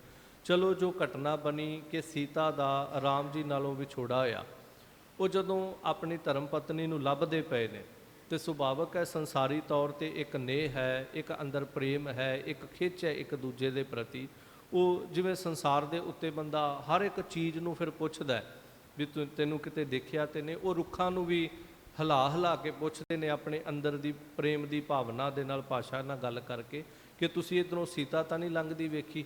ਜੇ ਕੋਈ ਜਾਨਵਰ ਜੰਗਲ ਦਾ ਮਿਲਦਾ, ਭਾਵੇਂ ਆਪਾਂ ਲੋਕਾਂ ਨੂੰ ਉਹਨਾਂ ਦੀ ਭਾਸ਼ਾ ਨਾ ਸਮਝ ਆਵੇ, ਪਰ ਆਖਰ ਫਿਰ ਵੀ ਉਹ ਸਮੇਂ ਦੇ ਅਵਤਾਰ ਸੀ, ਉਹਨਾਂ ਨੂੰ ਪੁੱਛਦੇ ਨੇ ਵੀ ਤੁਸੀਂ ਇੱਧਰੋਂ ਸੀਤਾ ਤਾਂ ਨਹੀਂ ਲੰਘਦੀ ਵੇਖੀ। ਉਹ ਇਸ਼ਾਰਾ ਕਰਕੇ ਕਹਿੰਦੇ ਵੀ ਬਿਲਕੁਲ ਨਹੀਂ। ਇਸੇ ਤਰ੍ਹਾਂ ਕਹਿੰਦੇ ਵੀ ਰੁੱਖ ਦੇ ਉੱਤੇ ਇੱਕ ਚੱਕਵੀ ਤੇ ਚੱਕਵਾ, ਦੋ ਪੰਛੀ ਨੇ ਛੋਟੇ ਜਿਹੇ, ਉਹ ਬੈਠੇ ਹੋਏ ਨੇ। ਜੇ ਆਪਾਂ ਕਦੀ ਨਾ ਦੇਖੇ ਹੋਣ ਤਾਂ ਤੁਸੀਂ ਉਹਨਾਂ ਨੂੰ ਗੂਗਲ 'ਤੇ ਸਰਚ ਕਰਕੇ ਦੇਖ ਸਕਦੇ ਹੋ, ਸਿੱਖ ਇਨਸਾਈਕਲੋਪੀਡੀਆ 'ਤੇ ਤੁਸੀਂ ਵੇਖ ਸਕਦੇ ਹੋ। ਅਤੇ ਉਹ ਬੈਠੇ ਨੇ ਤੇ ਉਹ ਆਪਸ ਵਿੱਚ ਗੱਲਾਂ ਬਾਤਾਂ ਕਰਦੇ ਨੇ ਵੀ ਇਹ ਜਿਹੜਾ ਜੰਗਲ ਦੇ ਵਿੱਚ ਭਟਕਦਾ ਫਿਰਦਾ, ਇਹ ਤੇ ਮਰਿਆਦਾ ਪੁਰਸ਼ੋਤਮ ਸ਼੍ਰੀ ਰਾਮ ਹੈ, ਇਹ ਤੇ ਸਮੇਂ ਦਾ ਅਵਤਾਰ ਹੈ। ਤੇ ਪਰ ਹੈਰਾਨੀ ਇਸ ਗੱਲ ਦੀ ਹੋ ਰਹੀ ਹੈ ਕਿ ਇਹ ਇੱਕ ਪਤਨੀ ਦੇ ਇੱਕ ਸਰੀਰ ਦੇ ਪ੍ਰੇਮ ਦੇ ਵਿੱਚ ਕਿਸ ਤਰ੍ਹਾਂ ਦੌਰ ਭੌਰ ਹੋਇਆ। ਹਾਲਾਂਕਿ ਜਿਹੜਾ ਅਵਤਾਰ ਹੈ, ਕੋਈ ਸ੍ਰੇਸ਼ਟ ਪੁਰਖ ਹੈ, ਉਹਨੂੰ ਤੇ ਸੰਸਾਰ ਦਾ ਕੋਈ ਮੋਹ ਨਹੀਂ ਹੁੰਦਾ, ਤੇ ਇਹ ਤੇ ਕਮਲਾ ਹੋਇਆ ਫਿਰਦਾ ਉਹਦੇ ਮਗਰ। ਜਦੋਂ ਉਹਨਾਂ ਨੇ ਇਸ ਤਰ੍ਹਾਂ ਦੀਆਂ ਵਾਰਤਾਲਾਪ ਆਪਸ ਵਿੱਚ ਕੀਤੀਆਂ ਤੇ ਘਟਨਾ ਵਿੱਚ ਲਿਖਦੇ ਨੇ ਕਿ ਸ਼੍ਰੀ ਰਾਮ ਜੀ ਆਖਰ ਅਵਤਾਰ ਨੇ, ਸਮਝਦੇ ਨੇ ਭਾਵੇਂ ਕੋਈ ਚੁੱਪ ਕਰਕੇ ਗੱਲ ਕਰ ਰਿਹਾ, ਅੰਤਰਜਾਮਤਾ ਉਹਨਾਂ ਕੋਲ। ਉਹਨਾਂ ਨੇ ਪੰਛੀਆਂ ਦੀ ਇਸ ਗੱਲ ਨੂੰ ਸਮਝਿਆ, ਉਹਨਾਂ ਦੀ ਜਿਹੜੀ ਅੰਦਰ ਦੀ ਕੋਈ ਗੱਲਬਾਤ ਹੋ ਰਹੀ ਸੀ। ਉਹ ਕਹਿੰਦੇ ਵੀ ਦੇਖੋ, ਤੁਹਾਨੂੰ ਨਹੀਂ ਪਤਾ ਕਿ ਮੇਰੇ ਅੰਦਰ ਕਿਹੜਾ ਦੁੱਖ ਚੱਲ ਰਿਹਾ। ਆਖਰ ਤੇ ਸਾਡਾ ਇੱਕ ਰਿਸ਼ਤਾ ਹੈ ਸੰਸਾਰ ਉੱਤੇ, ਮੈਂ ਬੜਾ ਦੁਖੀ ਹਾਂ। ਜੇ ਕਿਸੇ ਦੁਖੀ ਦੀ ਮਦਦ ਨਹੀਂ ਕਰ ਸਕਦੇ ਤੇ ਉਹਨੂੰ ਕਦੇ ਮਿਹਣੇ ਨਹੀਂ ਮਾਰੀਦੇ ਹੁੰਦੇ, ਉਹਨੂੰ ਕਦੀ ਤਾਨੇ ਨਹੀਂ ਮਾਰੀਦੇ ਹੁੰਦੇ, ਉਹਦੇ ਦੁੱਖ ਨੂੰ ਕਦੀ ਵਧਾਈ ਦਾ ਨਹੀਂ ਹੁੰਦਾ। ਦੂਸਰਾ ਇਹ ਹੈ, ਮੈਂ ਹਾਂ ਮਰਿਆਦਾ ਪੁਰਸ਼ੋਤਮ। ਮਰਿਆਦਾ ਪੁਰਸ਼ੋਤਮ ਦਾ ਅਰਥ ਹੈ ਮੈਂ ਮਰਿਆਦਾ ਵਿੱਚ ਹੀ ਹਰ ਕੰਮ ਕਰਦਾ, ਤੇ ਮੈਂ ਸੰਸਾਰ ਤੇ ਦੁਸ਼ਟਾਂ ਨੂੰ ਦੰਡ ਦੇਣ ਵਾਸਤੇ ਆਇਆ, ਜਿਹੜੇ ਕੋਈ ਗਲਤ ਕਰਦੇ ਨੇ, ਭਾਵੇਂ ਉਹ ਪਸ਼ੂ ਹੋਵੇ, ਪੰਛੀ ਹੋਵੇ, ਦੈਂਤ ਹੋਣ, ਮਨੁੱਖ ਹੋਣ। ਗਲਤੀ ਜਿਹੜਾ ਵੀ ਕਰੇਗਾ ਮੈਂ ਉਹਨੂੰ ਸਜ਼ਾ ਦੇਵਾਂਗਾ। ਤੁਸੀਂ ਗਲਤੀ ਕੀਤੀ ਕਿ ਮੇਰੇ ਦੁੱਖ ਦੇ ਵਿੱਚ ਮੈਨੂੰ ਤਾਨੇ ਮਾਰੇ, ਮੈਂ ਹੁਣ ਤੁਹਾਨੂੰ ਸ਼ਸਤਰ ਮਾਰ ਕੇ ਵੱਢਣਾ ਨਹੀਂ, ਮੈਂ ਤੁਹਾਡਾ ਇੱਥੇ ਸਿਰ ਨਹੀਂ ਕਲਮ ਕਰਾਂਗਾ, ਪਰ ਮੈਂ ਤੁਹਾਨੂੰ ਇੱਕ ਸਜ਼ਾ ਦੇਵਾਂਗਾ। ਜਿੰਨਾ ਚਿਰ ਇਹ ਸ੍ਰਿਸ਼ਟੀ ਰਹੇਗੀ ਉਨਾ ਚਿਰ ਤੁਸੀਂ ਰਾਤ ਦੇ ਸਮੇਂ ਕਦੇ ਤੁਹਾਡਾ ਮਿਲਾਪ ਨਹੀਂ ਹੋਏਗਾ। ਇਹੀ ਕਾਰਨ ਹੈ, ਤੁਸੀਂ ਕਦੀ ਵੀ ਵੇਖਿਓ ਚੱਕਵੀ ਤੇ ਚੱਕਵੇ ਨੂੰ, ਉਹ ਇੱਕ ਦੂਜੇ ਦੇ ਕੋਲ ਵੀ ਬੈਠੇ ਹੋਣ ਨਾ, ਤੇ ਰਾਤ ਦਾ ਹਨੇਰਾ ਜਦੋਂ ਜਿਵੇਂ ਹੀ ਪਸਰਦਾ, ਪਤਾ ਨਹੀਂ ਕੀ ਕੁਦਰਤ ਦੀ ਖੇਡ ਹੈ, ਉਹਨਾਂ ਨੂੰ ਦਿਸਦਾ ਵੀ ਰਹਿੰਦਾ। ਜਿਵੇਂ ਉੱਲੂ ਨੂੰ ਰਾਤ ਨੂੰ ਦਿਸਦਾ, ਦਿਨੇ ਬੰਦ ਹੋ ਜਾਂਦਾ, ਇਸ ਤਰ੍ਹਾਂ ਦਾ ਉਹਨਾਂ ਨਾਲ ਕੁਛ ਨਹੀਂ ਵੀ ਉਹਨਾਂ ਨੂੰ ਰਾਤ ਨੂੰ ਦਿਸਣਾ ਬੰਦ ਹੋ ਜਾਵੇ। ਰਹਿਣ ਇੱਕ ਦੂਜੇ ਦੇ ਕੋਲ ਹੀ, ਪਰ ਉਹਨਾਂ ਦਾ ਮਿਲਾਪ ਨਹੀਂ ਹੁੰਦਾ। ਉਹ ਇੱਕ ਦੂਜੇ ਨੂੰ ਦੇਖ ਹੀ ਨਹੀਂ ਪਾਉਂਦੇ, ਇੱਕ ਦੂਜੇ ਦੇ ਨੇੜੇ ਨਹੀਂ ਜਾ ਪਾਉਂਦੇ। ਜਦੋਂ ਸੂਰਜ ਚੜ੍ਹਦਾ ਹੈ ਤਾਂ ਉਸ ਵਕਤ ਫਿਰ ਉਹਨਾਂ ਨੂੰ ਇੱਕ ਦੂਜੇ ਦੇ ਸਰੀਰ ਜਿਹੜੇ ਉਹ ਦਿਸਦੇ ਨੇ। ਤਾਂ ਸਾਹਿਬ ਪਾਤਸ਼ਾਹ ਕਹਿੰਦੇ ਨੇ, ਇਸੇ ਤਰ੍ਹਾਂ ਆਨੰਦ ਪੂਰਨ ਪੇਖ ਦੇਹ, ਦੇਹ ਦਾ ਭਾਵ ਉਹ ਜਿਹੜਾ ਸੂਰਜ ਹੈ, ਜਦੋਂ ਪੂਰਨ ਰੂਪ ਦੇ ਵਿੱਚ ਚੜ੍ਹਦਾ ਹੈ, ਚਾਨਣ ਹੁੰਦਾ ਹੈ, ਤਾਂ ਉਹਨੂੰ ਦੇਖ ਕੇ ਆਨੰਦ ਪੂਰਨ, ਉਸ ਚੱਕਵੀ ਦੇ ਅੰਦਰ ਆਨੰਦ ਆਉਂਦਾ ਹੈ, ਖੇੜਾ ਆਉਂਦਾ ਹੈ ਕਿ ਸੂਰਜ ਚੜ੍ਹ ਗਿਆ, ਹੁਣ ਸਾਨੂੰ ਦੋਵਾਂ ਨੂੰ ਇੱਕ ਦੂਜੇ ਦਾ ਮਿਲਾਪ ਹੋਏਗਾ, ਅਸੀਂ ਇੱਕ ਦੂਜੇ ਨੂੰ ਵੇਖ ਸਕਾਂਗੇ। ਤਾਂ ਪਾਤਸ਼ਾਹ ਜੀ ਇੱਥੇ ਇਹ ਸਮਝਾਉਂਦੇ ਨੇ ਕਿ ਇਹ ਜੀਵ ਅਸਲ ਦੇ ਵਿੱਚ ਕੀ ਹੈ, ਕਿ ਉਹ ਪਰਮੇਸ਼ਰ ਜਿਹੜਾ ਹੈ, ਉਹ ਚੱਕਵਾ ਵੱਤ ਤੂੰ ਉਹਨੂੰ ਸਮਝ। ਇਹ ਜਿਹੜੀ ਅਗਿਆਨਤਾ ਦਾ ਹਨੇਰਾ ਹੈ, ਇਸ ਹਨੇਰੇ ਦੇ ਵਿੱਚ ਭਾਵੇਂ ਅਸੀਂ ਬਿਲਕੁਲ ਪਰਮੇਸ਼ਰ ਦੇ ਨੇੜੇ ਆ, ਉਹ ਸਾਡੇ ਤੋਂ ਦੂਰ ਨਹੀਂ ਹੈਗਾ। ਇਹ ਗੱਲ ਵੱਖਰੀ ਹੈ ਕਿ ਅਸੀਂ ਜਦੋਂ ਉਹਦੀ ਖੋਜ ਕਰਨ ਤੁਰਦੇ ਹਾਂ ਜਾਂ ਅਭਿਆਸ ਕਰਨ ਤੁਰਦੇ, ਸਾਨੂੰ ਇੰਝ ਲੱਗਦਾ ਪਰਮਾਤਮਾ ਸਾਡੇ ਤੋਂ ਸ਼ਾਇਦ ਇੰਨੇ ਕਿਲੋਮੀਟਰ ਦੂਰ ਹੋਏਗਾ। ਮਾਫ਼ ਕਰਿਓ, ਜੋ ਕਿਲੋਮੀਟਰਾਂ ਦੇ ਹਿਸਾਬ ਦਾ ਕੋਈ ਡਿਸਟੈਂਸ ਹੋਵੇ ਨਾ, ਤੇ ਜਿਵੇਂ ਅੱਜ ਤਕਨੀਕ ਹੈ, ਆਪਾਂ ਗੱਡੀਆਂ 'ਤੇ ਸਫ਼ਰ ਕਰਦੇ ਹਾਂ, ਟ੍ਰੇਨਾਂ ਨੇ, ਜਹਾਜ਼ ਨੇ, ਸਭ ਕੁਛ ਹੈ, ਹੁਣ ਤੱਕ ਤੇ ਮਨੁੱਖ ਪਹੁੰਚ ਜਾਂਦਾ ਜਿੰਨੇ ਮਰਜ਼ੀ ਕਿਲੋਮੀਟਰ ਪੰਧ ਹੁੰਦਾ। ਇਹ ਮੰਗਲ ਗ੍ਰਹਿ, ਇਹ ਚੰਦਰਮਾ ਕਈ ਲੱਖਾਂ ਕਿਲੋਮੀਟਰ ਦੂਰ ਹੈ, ਮਨੁੱਖ ਉੱਥੋਂ ਤੱਕ ਪਹੁੰਚ ਗਿਆ। ਪਰਮੇਸ਼ਰ ਦੀ ਸਾਡੇ ਨਾਲੋਂ ਦੂਰੀ ਜਿਹੜੀ ਹੈ ਉਹ ਕੋਈ ਕਿਲੋਮੀਟਰ ਵਿੱਚ ਨਹੀਂ ਹੈ, ਉਹ ਕੇਵਲ ਸਾਡੀ ਅਗਿਆਨਤਾ ਕਰਕੇ ਹੈ। ਤੇ ਅਗਿਆਨਤਾ ਕਰਕੇ ਕਿਵੇਂ ਹੈ, ਜਿਵੇਂ ਭਗਤ ਰਵਿਦਾਸ ਸਾਹਿਬ ਜੀ ਕਹਿੰਦੇ ਨੇ ਕਿ ਹੈ ਤਾਂ ਬਿਲਕੁਲ ਸਾਡੇ ਹੱਥ ਤੋਂ ਵੀ ਨੇੜੇ ਹੈ ਪਰ ਨਹੀਂ ਪਤਾ ਲੱਗਦਾ। ਬਸ ਉਸ ਅਗਿਆਨਤਾ ਵਸ, ਜਿਵੇਂ ਕਈ ਵਾਰ ਮੈਂ ਜ਼ਿਕਰ ਕਰਦਾ ਹੁੰਦਾ, ਆਪਣੇ ਘਰ ਵਿੱਚ ਹੀ ਚੀਜ਼ ਪਈ ਹੋਵੇ, ਲਾਈਟ ਚਲੀ ਗਈ, ਖੂਬ ਹਨੇਰਾ ਹੈ ਤੇ ਕੋਲ ਚੀਜ਼ ਰੱਖੀ ਹੈ, ਤੁਸੀਂ ਤਜਰਬਾ ਕਰਕੇ ਵੇਖਿਓ, ਮੋਬਾਈਲ ਤੁਹਾਡੇ ਹੱਥ ਵਿੱਚ ਸੀ, ਤੁਸੀਂ ਕਿਤੇ ਆਪਣੇ ਕੋਲ ਹੀ ਰੱਖ ਦਿੱਤਾ, ਬਿਲਕੁਲ ਕੋਲ, ਅੱਧਾ ਫੁੱਟ ਵੀ ਤੁਹਾਡੇ ਤੋਂ ਦੂਰ ਨਹੀਂ, ਇੱਕਦਮ ਲਾਈਟ ਚਲੀ ਗਈ, ਉਸੇ ਮੋਬਾਈਲ ਨੂੰ ਲੱਭਣ ਵਾਸਤੇ ਤੁਸੀਂ ਚਾਦਰ ਤੇ ਹੱਥ ਮਾਰਦੇ ਫਿਰੋਗੇ, ਹਾਲਾਂਕਿ ਅੱਧਾ ਮਿੰਟ ਪਹਿਲਾਂ ਤੁਸੀਂ ਰੱਖਿਆ ਸੀ ਪਰ ਕੋਲ ਪਿਆ ਫਿਰ ਵੀ ਨਹੀਂ ਲੱਭਦਾ ਪਿਆ। ਬੜੀਆਂ ਚੀਜ਼ਾਂ ਇਸ ਤਰ੍ਹਾਂ ਦੀਆਂ ਹੁੰਦੀਆਂ। ਹਨੇਰਾ ਜਿਹੜਾ ਹੈ ਉਹ ਜ਼ਿੰਦਗੀ 'ਚ ਬੜਾ ਦੁਖਦਾਈ ਹੈ। ਜੇ ਅਸੀਂ ਵਿਦਵਾਨਾਂ ਦੀ ਗੱਲ ਕਰੀਏ ਨਾ, ਉਹਨਾਂ ਨੇ ਇੱਕ ਜ਼ਿਕਰ ਕੀਤਾ ਹੈ ਵੀ ਦੁਨੀਆ ਦੇ ਉੱਤੇ ਸਭ ਤੋਂ ਵੱਡੀ ਚਾਦਰ ਕਿਹੜੀ ਹੈ। ਜੇ ਕੋਈ ਸਵਾਲ ਕਰੇ ਤਾਂ ਆਪਾਂ ਕਹਿੰਦੇ ਵੀ ਚਾਦਰ ਮੈਂ ਫਲਾਣੇ ਥਾਂ ਤੇ ਵੇਖੀ, ਬੜੀਆਂ ਲੰਮੀਆਂ ਚਾਦਰਾਂ ਗੁਰੂ ਘਰ 'ਚ ਵਿਛੀਆਂ ਸੀਗੀਆਂ, ਪਰ ਉਹ ਕਹਿੰਦੇ ਵੀ ਹਨੇਰਾ ਇੱਕ ਐਡੀ ਵੱਡੀ ਚਾਦਰ ਹੈ, ਜਦੋਂ ਪਸਰਦੀ ਹੈ ਤੇ ਵੱਡੇ ਵੱਡੇ ਪਹਾੜਾਂ ਨੂੰ ਢੱਕ ਲੈਂਦੀ ਹੈ। ਹਨੇਰਾ ਜਦੋਂ ਪਸਰਦਾ ਰਾਤ ਨੂੰ, ਕਿੱਡਾ ਵੀ ਪਹਾੜ ਹੋਵੇ ਨਹੀਂ ਦਿਸਦਾ ਪਿਆ, ਕਿੰਨਾ ਵੱਡਾ ਸਮੁੰਦਰ ਹੈ, ਤੁਸੀਂ ਕਿਨਾਰੇ ਤੇ ਸ਼ਾਮ ਨੂੰ ਖੜੇ ਹੋਏ ਸੀ, ਤੁਹਾਨੂੰ ਦੂਰ ਤੱਕ ਦਿਸਦਾ ਸੀ, ਪਰ ਜਿਵੇਂ ਹੀ ਹਨੇਰੇ ਦੀ ਚਾਦਰ ਪਸਰੀ, ਐਡਾ ਵੱਡਾ ਸਮੁੰਦਰ ਉਹਨੇ ਢੱਕ ਲਿਆ। ਕਿੱਡਾ ਵੱਡਾ ਸ਼ਹਿਰ ਸੀ, ਜਦੋਂ ਹਨੇਰੇ ਦੀ ਚਾਦਰ ਪਸਰੀ ਉਹਨੇ ਢੱਕ ਲਿਆ। ਬਾਹਰਲਾ ਹਨੇਰਾ ਵੀ ਬੜਾ ਖਤਰਨਾਕ ਹੈ। ਇਸੇ ਤਰ੍ਹਾਂ ਸਾਡੇ ਅੰਦਰ ਜਿਹੜਾ ਅਗਿਆਨਤਾ ਦਾ ਅੰਧਕਾਰ ਹੈ ਨਾ, ਇਹ ਵੀ ਬੜਾ ਖਤਰਨਾਕ ਹੈ। ਜਦੋਂ ਪੂਰਨ ਪ੍ਰਭ, ਜਦੋਂ ਪੂਰਾ ਗੁਰੂ ਸੂਰਜਵਤ ਹੋ ਕੇ ਸਾਡੀ ਜ਼ਿੰਦਗੀ ਵਿੱਚ ਆਉਂਦਾ ਹੈ ਤਾਂ ਸਾਡਾ ਚੱਕਵੀਆਂ ਦਾ ਉਸ ਪਰਿਪੂਰਨ ਬ੍ਰਹਮ ਰੂਪ ਚੱਕਵੇਂ ਦੇ ਨਾਲ ਮਿਲਾਪ ਹੁੰਦਾ ਹੈ। ਪਰ ਵੱਡੀ ਗੱਲ ਇੱਥੇ ਮੈਂ ਇਹ ਵੀ ਕਹਾਂ, ਦੇਖੋ ਹੁਣ ਚੱਕਵੀ ਭਾਵੇਂ ਹੈ ਛੋਟਾ ਜਿਹਾ ਪੰਛੀ ਹੈ, ਪਰ ਉਹਦੇ ਅੰਦਰ ਮਿਲਾਪ ਦੀ ਕਿੰਨੀ ਤੜਫ ਹੈ। ਤੇ ਅਸੀਂ ਹੁਣ 5-6 ਫੁੱਟ ਦਾ ਸਰੀਰ ਲੈ ਕੇ ਇਹ ਮਾਣ ਕਰਦੇ ਹਾਂ ਵੀ ਅਸੀਂ ਪਸ਼ੂਆਂ ਨਾਲੋਂ, ਪੰਛੀਆਂ ਨਾਲੋਂ ਸਭ ਤੋਂ ਸ੍ਰੇਸ਼ਟ ਹਾਂ, ਇਸ ਧਰਤੀ ਮਹਿ ਤੇਰੀ ਸਿਕਦਾਰੀ ਦੀ ਅਸੀਂ ਗੱਲ ਕਰਦੇ, ਸਭ ਕਹਿੰਦੇ ਵੀ ਹਾਂ, ਸਾਰੇ ਪਸ਼ੂ ਪੰਛੀਆਂ ਦੇ ਵਿੱਚੋਂ ਅਵਰ ਜੋਰ ਤੇਰੀ ਪਨਿਹਾਰੀ, ਉਹ ਸਾਰੇ ਜਿਹੜੇ ਨੇ ਤੇਰੀ ਪਾਣੀ ਭਰਨ ਵਾਲੇ ਨੇ, ਤੇਰੇ ਹੁਕਮ ਅਧੀਨ ਨੇ, ਤੂੰ ਉਹਨਾਂ ਸਾਰਿਆਂ ਦਾ ਸਰਦਾਰ ਹੈ, ਸ੍ਰੇਸ਼ਟ ਹੈ। ਪਰ ਇਹ ਗੱਲ ਕਹਿਣ ਵਿੱਚ ਵੀ ਕੋਈ ਹਰਜ ਨਹੀਂ। ਉਸ ਛੋਟੇ ਜਿਹੇ ਪੰਛੀ ਨੂੰ ਵੀ ਪਤਾ ਹੈ ਵੀ ਪ੍ਰੇਮ ਦੀ ਡੈਫੀਨੇਸ਼ਨ ਕੀ ਹੈ, ਤੇ ਸਾਨੂੰ ਸਾਰੀ ਜ਼ਿੰਦਗੀ ਨਹੀਂ ਪਤਾ ਲੱਗਾ ਵੀ ਪ੍ਰੇਮ ਕੀ ਹੈ। ਉਹ ਸਿਰਫ ਇੱਕ ਰਾਤ ਦਾ ਵਿਛੋੜਾ ਹੋਇਆ। ਭਗਤ ਸਾਹਿਬ ਜੀ ਆਪਣੀ ਬਾਣੀ 'ਚ ਇੱਕ ਜ਼ਿਕਰ ਕਰਦੇ ਨੇ, ਕਹਿੰਦੇ ਕਬੀਰ ਚੱਕਈ ਜਉ ਨਿਸ ਬਿਸੁਰੈ ਆਏ ਮਿਲੈ ਪ੍ਰਭਾਤ। ਕਹਿੰਦੇ ਚੱਕਵੀ ਜਿਹੜੀ ਜਉ ਨਿਸ ਬਿਛੁਰੈ, ਉਹ ਜਦੋਂ ਰਾਤ ਨੂੰ ਵਿਛੜਦੀ ਉਹਨੂੰ ਪਤਾ ਹੈ ਵੀ ਜੇ ਗਰਮੀਆਂ ਨੇ ਤੇ ਰਾਤ ਛੋਟੀ ਹੈ, ਜੇ ਸਰਦੀਆਂ ਤੇ ਰਾਤ ਵੱਡੀ ਹੈ, ਪਰ ਇਹ ਹੈ ਕਿ ਸਵੇਰੇ ਸੂਰਜ ਚੜ੍ਹੇਗਾ। ਉਹਨੂੰ ਪੱਕਾ ਭਰੋਸਾ ਉਸ ਚੱਕਵੀ ਨੂੰ ਵੀ ਸਵੇਰੇ ਸੂਰਜ ਚੜ੍ਹਨਾ ਤੇ ਸੂਰਜ ਚੜ੍ਹਦੇ ਸਾਰ ਹੀ ਸਾਡਾ ਮਿਲਾਪ ਹੋ ਜਾਣਾ। ਪਰ ਭਗਤ ਸਾਹਿਬ ਜੀ ਕਹਿੰਦੇ ਨੇ ਉਹ ਫਿਰ ਵੀ ਸਾਰੀ ਰਾਤ ਰੋਂਦੀ ਹੈ ਵੀ ਇਹ ਰਾਤ ਕਦੋਂ ਖਤਮ ਹੋਵੇਗੀ, ਕਦੋਂ ਮਿਲਾਪ ਹੋਏਗਾ। ਤੇ ਕਹਿੰਦੇ ਜੋ ਨਰ ਵਿਛੁਰੇ ਰਾਮ ਸਿਉ, ਨਾ ਦਿਨ ਮਿਲੇ ਨਾ ਰਾਤ। ਅਸੀਂ ਪਰਮੇਸ਼ਰ ਨਾਲੋਂ ਵਿਛੜੇ ਹਾਂ, ਸਾਨੂੰ ਕੋਈ ਆਈਡੀਆ ਹੈ ਵੀ ਅਸੀਂ ਕਦੋਂ ਮਿਲਾਂਗੇ? ਉਹਨੂੰ ਤੇ ਪਤਾ ਹੈ ਵੀ ਚਲੋ ਸਵੇਰ ਹੋਣੀ ਮੇਰਾ ਮਿਲਾਪ ਹੋ ਜਾਣਾ, ਤੇ ਆਪਾਂ ਤਾਂ ਨਾ ਦਿਨ ਮਿਲੇ ਨਾ ਰਾਤ, ਨਾ ਦਿਨੇ ਸਾਡਾ ਮਿਲਾਪ ਹੋਇਆ ਨਾ ਰਾਤ ਨੂੰ ਸਾਡਾ ਮਿਲਾਪ ਹੋਇਆ ਪਰਮੇਸ਼ਰ ਨਾਲ। ਬਾਹਰੋਂ ਅਸੀਂ ਗੁਰੂ ਕੋਲ ਬੈਠੇ ਹਾਂ, ਮੈਂ ਕੱਲ੍ਹ ਵੀ ਜ਼ਿਕਰ ਕੀਤਾ ਸੀ, ਬਾਹਰੋਂ ਇੱਕ ਮਿਲਾਪ ਅਲੱਗ ਹੈ, ਅੰਦਰੋਂ ਗੁਰੂ ਦੇ ਨਾਲ ਅਭੇਦ ਹੋ ਜਾਣਾ ਇੱਕ ਅਲੱਗ ਹੈ। ਜਿਸ ਦਿਨ ਅੰਦਰੋਂ ਅਭੇਦ ਹੋਵਾਂਗੇ ਨਾ, ਉਸ ਦਿਨ ਸਾਨੂੰ ਸੰਸਾਰ ਦੇ ਅੰਦਰ ਸਭ ਗੋਬਿੰਦ ਹੈ, ਸਭ ਗੋਬਿੰਦ ਹੈ, ਗੋਬਿੰਦ ਬਿਨ ਨਹੀਂ ਕੋਈ ਦੀ ਖੇਡ ਵਰਤੇਗੀ। ਉਸ ਦਿਨ ਪ੍ਰੇਮ ਦੀ ਖੇਡ ਵਰਤੇਗੀ, ਜਿਸ ਪ੍ਰੇਮ ਦੇ ਵਿੱਚ ਕੋਈ ਬਗਾਨਾ ਨਹੀਂ ਹੋਵੇਗਾ, ਜਿਸ ਪ੍ਰੇਮ ਦੇ ਵਿੱਚ ਸਭ ਕੋ ਮੀਤ ਹਮ ਆਪਨ ਕੀਨਾ, ਹਮ ਸਭਨਾ ਕੇ ਸਾਜਨ ਵਾਲੀ ਖੇਡ ਵਰਤੇਗੀ। ਪਰ ਮੈਂ ਇੱਕ ਜ਼ਿਕਰ ਕਰਾਂ, ਦੇਖੋ ਜੇ ਗੱਲ ਚੱਲੀ ਹੈ, ਯਾਦ ਰੱਖੀਏ ਸਾਡੇ ਅੰਦਰ ਇੱਕ ਡਰ ਹੈ। ਉਸ ਡਰ ਦਾ ਇੱਕ ਕਾਰਨ ਹੈ, ਅਸੀਂ ਵੈਰ ਭਾਵ ਵਾਲੇ ਜੀਵ ਆ। ਪਸ਼ੂ ਨੂੰ ਕੋਈ ਡਰ ਨਹੀਂ ਹੁੰਦਾ, ਪੰਛੀਆਂ ਨੂੰ ਕਦੀ ਡਰ ਨਹੀਂ ਵੇਖੋਗੇ ਤੁਸੀਂ। ਹਾਂ, ਮਨੁੱਖ ਤੋਂ ਜ਼ਰੂਰ ਉਹਨਾਂ ਅੰਦਰ ਡਰ ਹੋਏਗਾ, ਪਰ ਆਪਸ 'ਚ ਉਹਨਾਂ ਨੂੰ ਕਿਸੇ ਤੋਂ ਡਰ ਨਹੀਂ। ਅਸੀਂ ਮਨੁੱਖ ਹਰ ਵਕਤ ਡਰਦੇ ਹਾਂ। ਇਹਦਾ ਕਾਰਨ ਕੀ ਹੈ? ਜਿੰਨਾ ਚਿਰ ਅਸੀਂ ਨਿਰਵੈਰ ਨਹੀਂ ਹੁੰਦੇ, ਉਹਨਾਂ ਚਿਰ ਅਸੀਂ ਨਿਰਭਉ ਨਹੀਂ ਹੋ ਸਕਦੇ। ਜਿੰਨਾ ਮਰਜ਼ੀ ਇਹਦੇ 'ਤੇ ਕੋਸ਼ਿਸ਼ ਕਰ ਲਓ ਵੀ ਮੈਂ ਨਿਰਭਉ ਹੋਣਾ, ਪਰ ਮੈਂ ਵੈਰ ਰਹਿਤ ਨਹੀਂ ਹੋਣਾ। ਭਾਵ ਜੇ ਸਾਡਾ ਵੈਰ ਸੰਸਾਰ 'ਤੇ ਬਣਿਆ, ਅਸੀਂ ਨਿਰਭਉ ਹੋ ਹੀ ਨਹੀਂ ਸਕਦੇ। ਜਿੰਨੀ ਮਰਜ਼ੀ ਕੋਸ਼ਿਸ਼ ਕਰੋ, ਵੈਰ ਭਾਵੇਂ ਇੱਕ ਮਨੁੱਖ ਨਾਲ ਸਾਡਾ ਹੋਵੇ, ਭਾਵੇਂ 10 ਨਾਲ ਹੋਵੇ, ਇੱਕ ਮਨੁੱਖ ਹੀ ਹੈ ਜਿਹੜਾ ਆਪਣੇ ਨਾਲ 10-10, 20 ਬੰਦਿਆਂ ਨੂੰ ਲੈ ਕੇ ਤੁਰਦਾ ਹੈ ਵੀ ਮੈਨੂੰ ਡਰ ਹੈ। ਕਦੀ ਪਸ਼ੂ ਨੂੰ ਤੁਰਦੇ ਵੇਖਿਆ ਵੀ ਮੇਰੇ ਨਾਲ 10 ਪਸ਼ੂ ਤੁਰੋ, ਮੈਂ ਫਲਾਣੀ ਥਾਂ ਪਾਣੀ ਪੀਣ ਜਾਣਾ, ਮੈਂ ਪੱਠੇ ਚਰਨ ਜਾਣਾ, ਮੈਨੂੰ ਡਰ ਹੈ? ਨਹੀਂ, ਕਿਉਂਕਿ ਉਹਨਾਂ ਦੇ ਅੰਦਰ ਵੈਰ ਵਾਲੀ ਬਿਰਤੀ ਨਹੀਂ ਹੈ। ਹਾਂ ਠੀਕ ਹੈ, ਤੁਸੀਂ ਜੰਗਲ ਵਿੱਚ ਸ਼ੇਰ ਨੂੰ ਵੇਖੋਗੇ, ਉਹ ਸ਼ਿਕਾਰ ਕਰਦਾ, ਪਰ ਸ਼ਿਕਾਰ ਉਹਦੀ ਇੱਕ ਮਜਬੂਰੀ ਹੈ, ਉਹਦੀ ਲੋੜ ਹੈ, ਉਹਨੇ ਜੀਵਨ ਚਲਾਉਣਾ ਹੈ। ਪਰ ਜਦੋਂ ਉਹਨੇ ਸ਼ਿਕਾਰ ਕਰ ਲਿਆ, ਸ਼ਿਕਾਰ ਕਰਨ ਤੋਂ ਬਾਅਦ ਉਹ ਘੱਟੋ ਘੱਟ 1-2 ਦਿਨ ਉਹ ਸ਼ਿਕਾਰ ਨਹੀਂ ਕਰਦਾ। ਫਿਰ ਜਦੋਂ ਨਾਲ ਦੇ ਜਾਨਵਰਾਂ ਨੂੰ ਪਤਾ ਲੱਗ ਜੇ ਨੇ ਰੱਜ ਗਿਆ, ਉਹਦੇ ਨੇੜੇ ਨੇੜੇ ਚਰਦੇ ਫਿਰਦੇ ਹੁੰਦੇ ਕਈ ਵਾਰ, ਕਿਉਂਕਿ ਉਹਨਾਂ ਨੂੰ ਪਤਾ ਹੁਣ ਇਹ ਸਾਡਾ ਵੈਰੀ ਨਹੀਂ ਬਣੇਗਾ। ਭਾਵ ਇਹ ਹੈ, ਜਿੱਥੇ ਵੈਰ ਰਵੇਗਾ ਉੱਥੇ ਡਰ ਹੋਵੇਗਾ। ਤੇ ਅਸੀਂ ਕੀ ਕੋਸ਼ਿਸ਼ ਕਰਨੀ, ਜ਼ਿੰਦਗੀ 'ਚ ਨਿਰਵੈਰ ਹੋਣਾ।